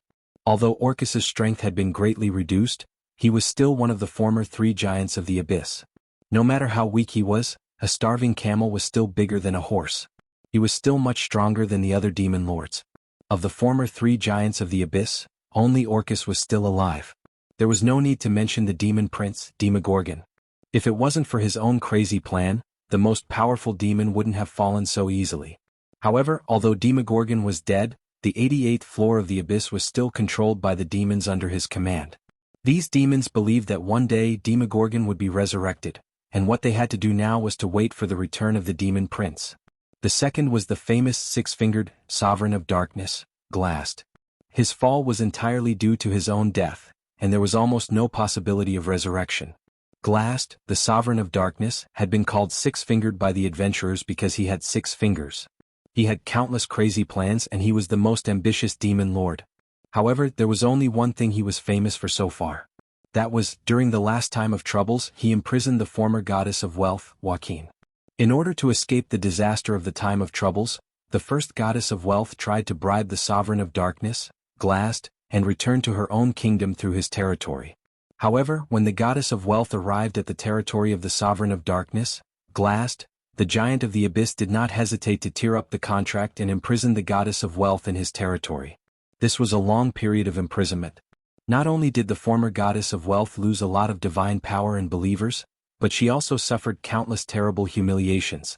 It was not until 1371 that the goddess of wealth was rescued by a team of adventurers. However, at that time, her strength had been greatly weakened. This matter was an indescribable humiliation to the gods. Therefore, when the arcane empire rose and trade and wealth regained their dominance, the former goddess of wealth launched an extremely crazy revenge on the sovereign of darkness, Glast. Glast, the sovereign of darkness, had fallen at that time. There was no way to record the details of the war, because the destruction of the arcane empire also took away the first goddess of wealth. The current goddess of wealth was a gold member at that time.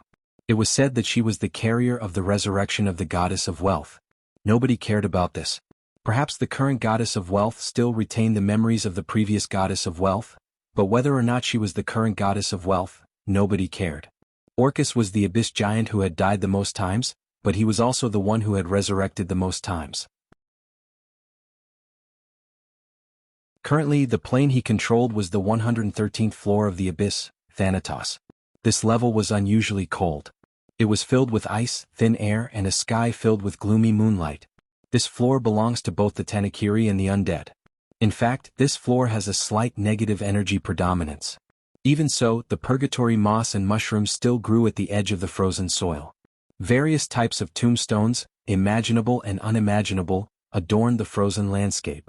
Some stood alone, while others were randomly gathered together. It was like a small graveyard. The undead were everywhere, including demon-hunting spiders, vampire giants, and all kinds of liches. Most of the ordinary soldiers were zombies, ghouls, undead demons, and other zombies that followed the darkness.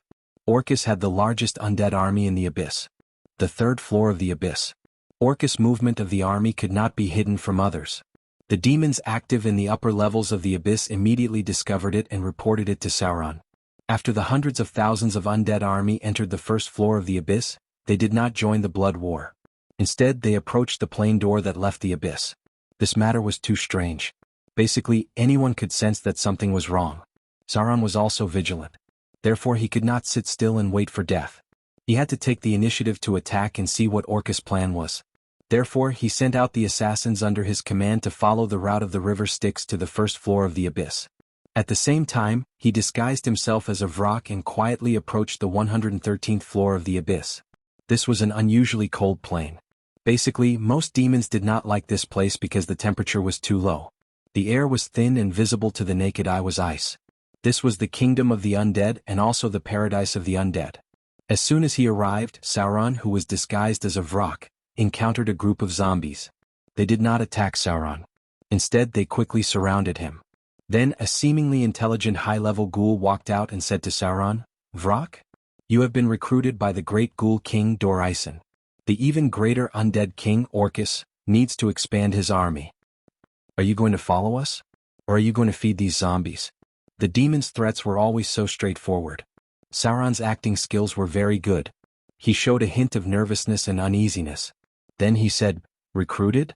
Are you going to join the blood war in the abyss? If it's a blood war, I'd rather fight than go, because no one can come back alive." The abyss was famous for its blood war and almost no one could come back alive. The high-level ghoul thought for a moment and said, "Of course not. Our goal is the material plane. Do you know? A rich material plane. You can destroy and kill as you wish." Most creatures thought that the blood war was a terrible meat grinder. Sauron immediately said, "If that's the case, I can join you." Most of the demons in the bottomless abyss were filled with desire for the material plane. It was like a playground. The zombies around them parted to form a path. Then the high-level ghoul said, "Then come with me. There's a portal opened by a lich in front. We can enter the army camp and directly teleport to the rift plains." The abyss was a land of chaos. There was no reason to recruit an army here. Even Sauron's demon army, except for the core part, most of them were recruited from the wilderness.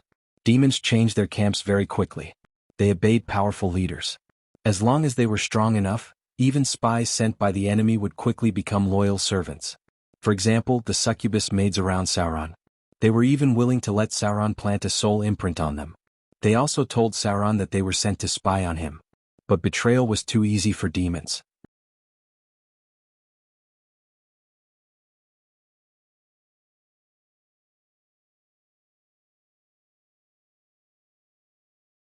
If they really attacked the material plane, such a huge army would be completely wiped out in the south.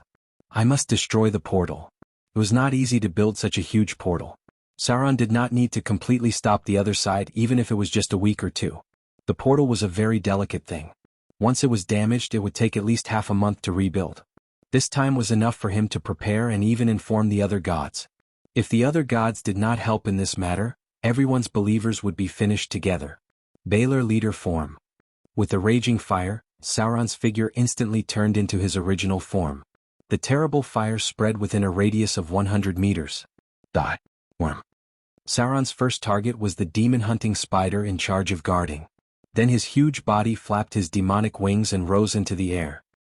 He waved his sword mixed with destructive matter and slashed at the Death Knight next to him. This giant sword weighed nearly a ton, and under Sauron's terrible strength, it directly cut the enemy in half. Flame Whip. The flame whip of more than 50 meters long was thrown out and wrapped around the 3 necromancers in front of him, then quickly burned them to ashes. Fall. Sauron was now nearly 7 or 8 meters tall and weighed more than 8,000 pounds. His strength had reached more than 40 points, so he used the most violent way to tear down the portal in front of him, which was to directly crash into it. You're tuning in to the Han Lee's Wuxia Chronicles YouTube channel. We're so grateful for your support, and don't forget to subscribe to join us on this incredible journey through captivating stories. Your generosity through donations truly makes a world of difference, as it's the primary source of revenue that allows me to expand and enhance this channel for you. Thank you from the bottom of my heart for being a part of this adventure.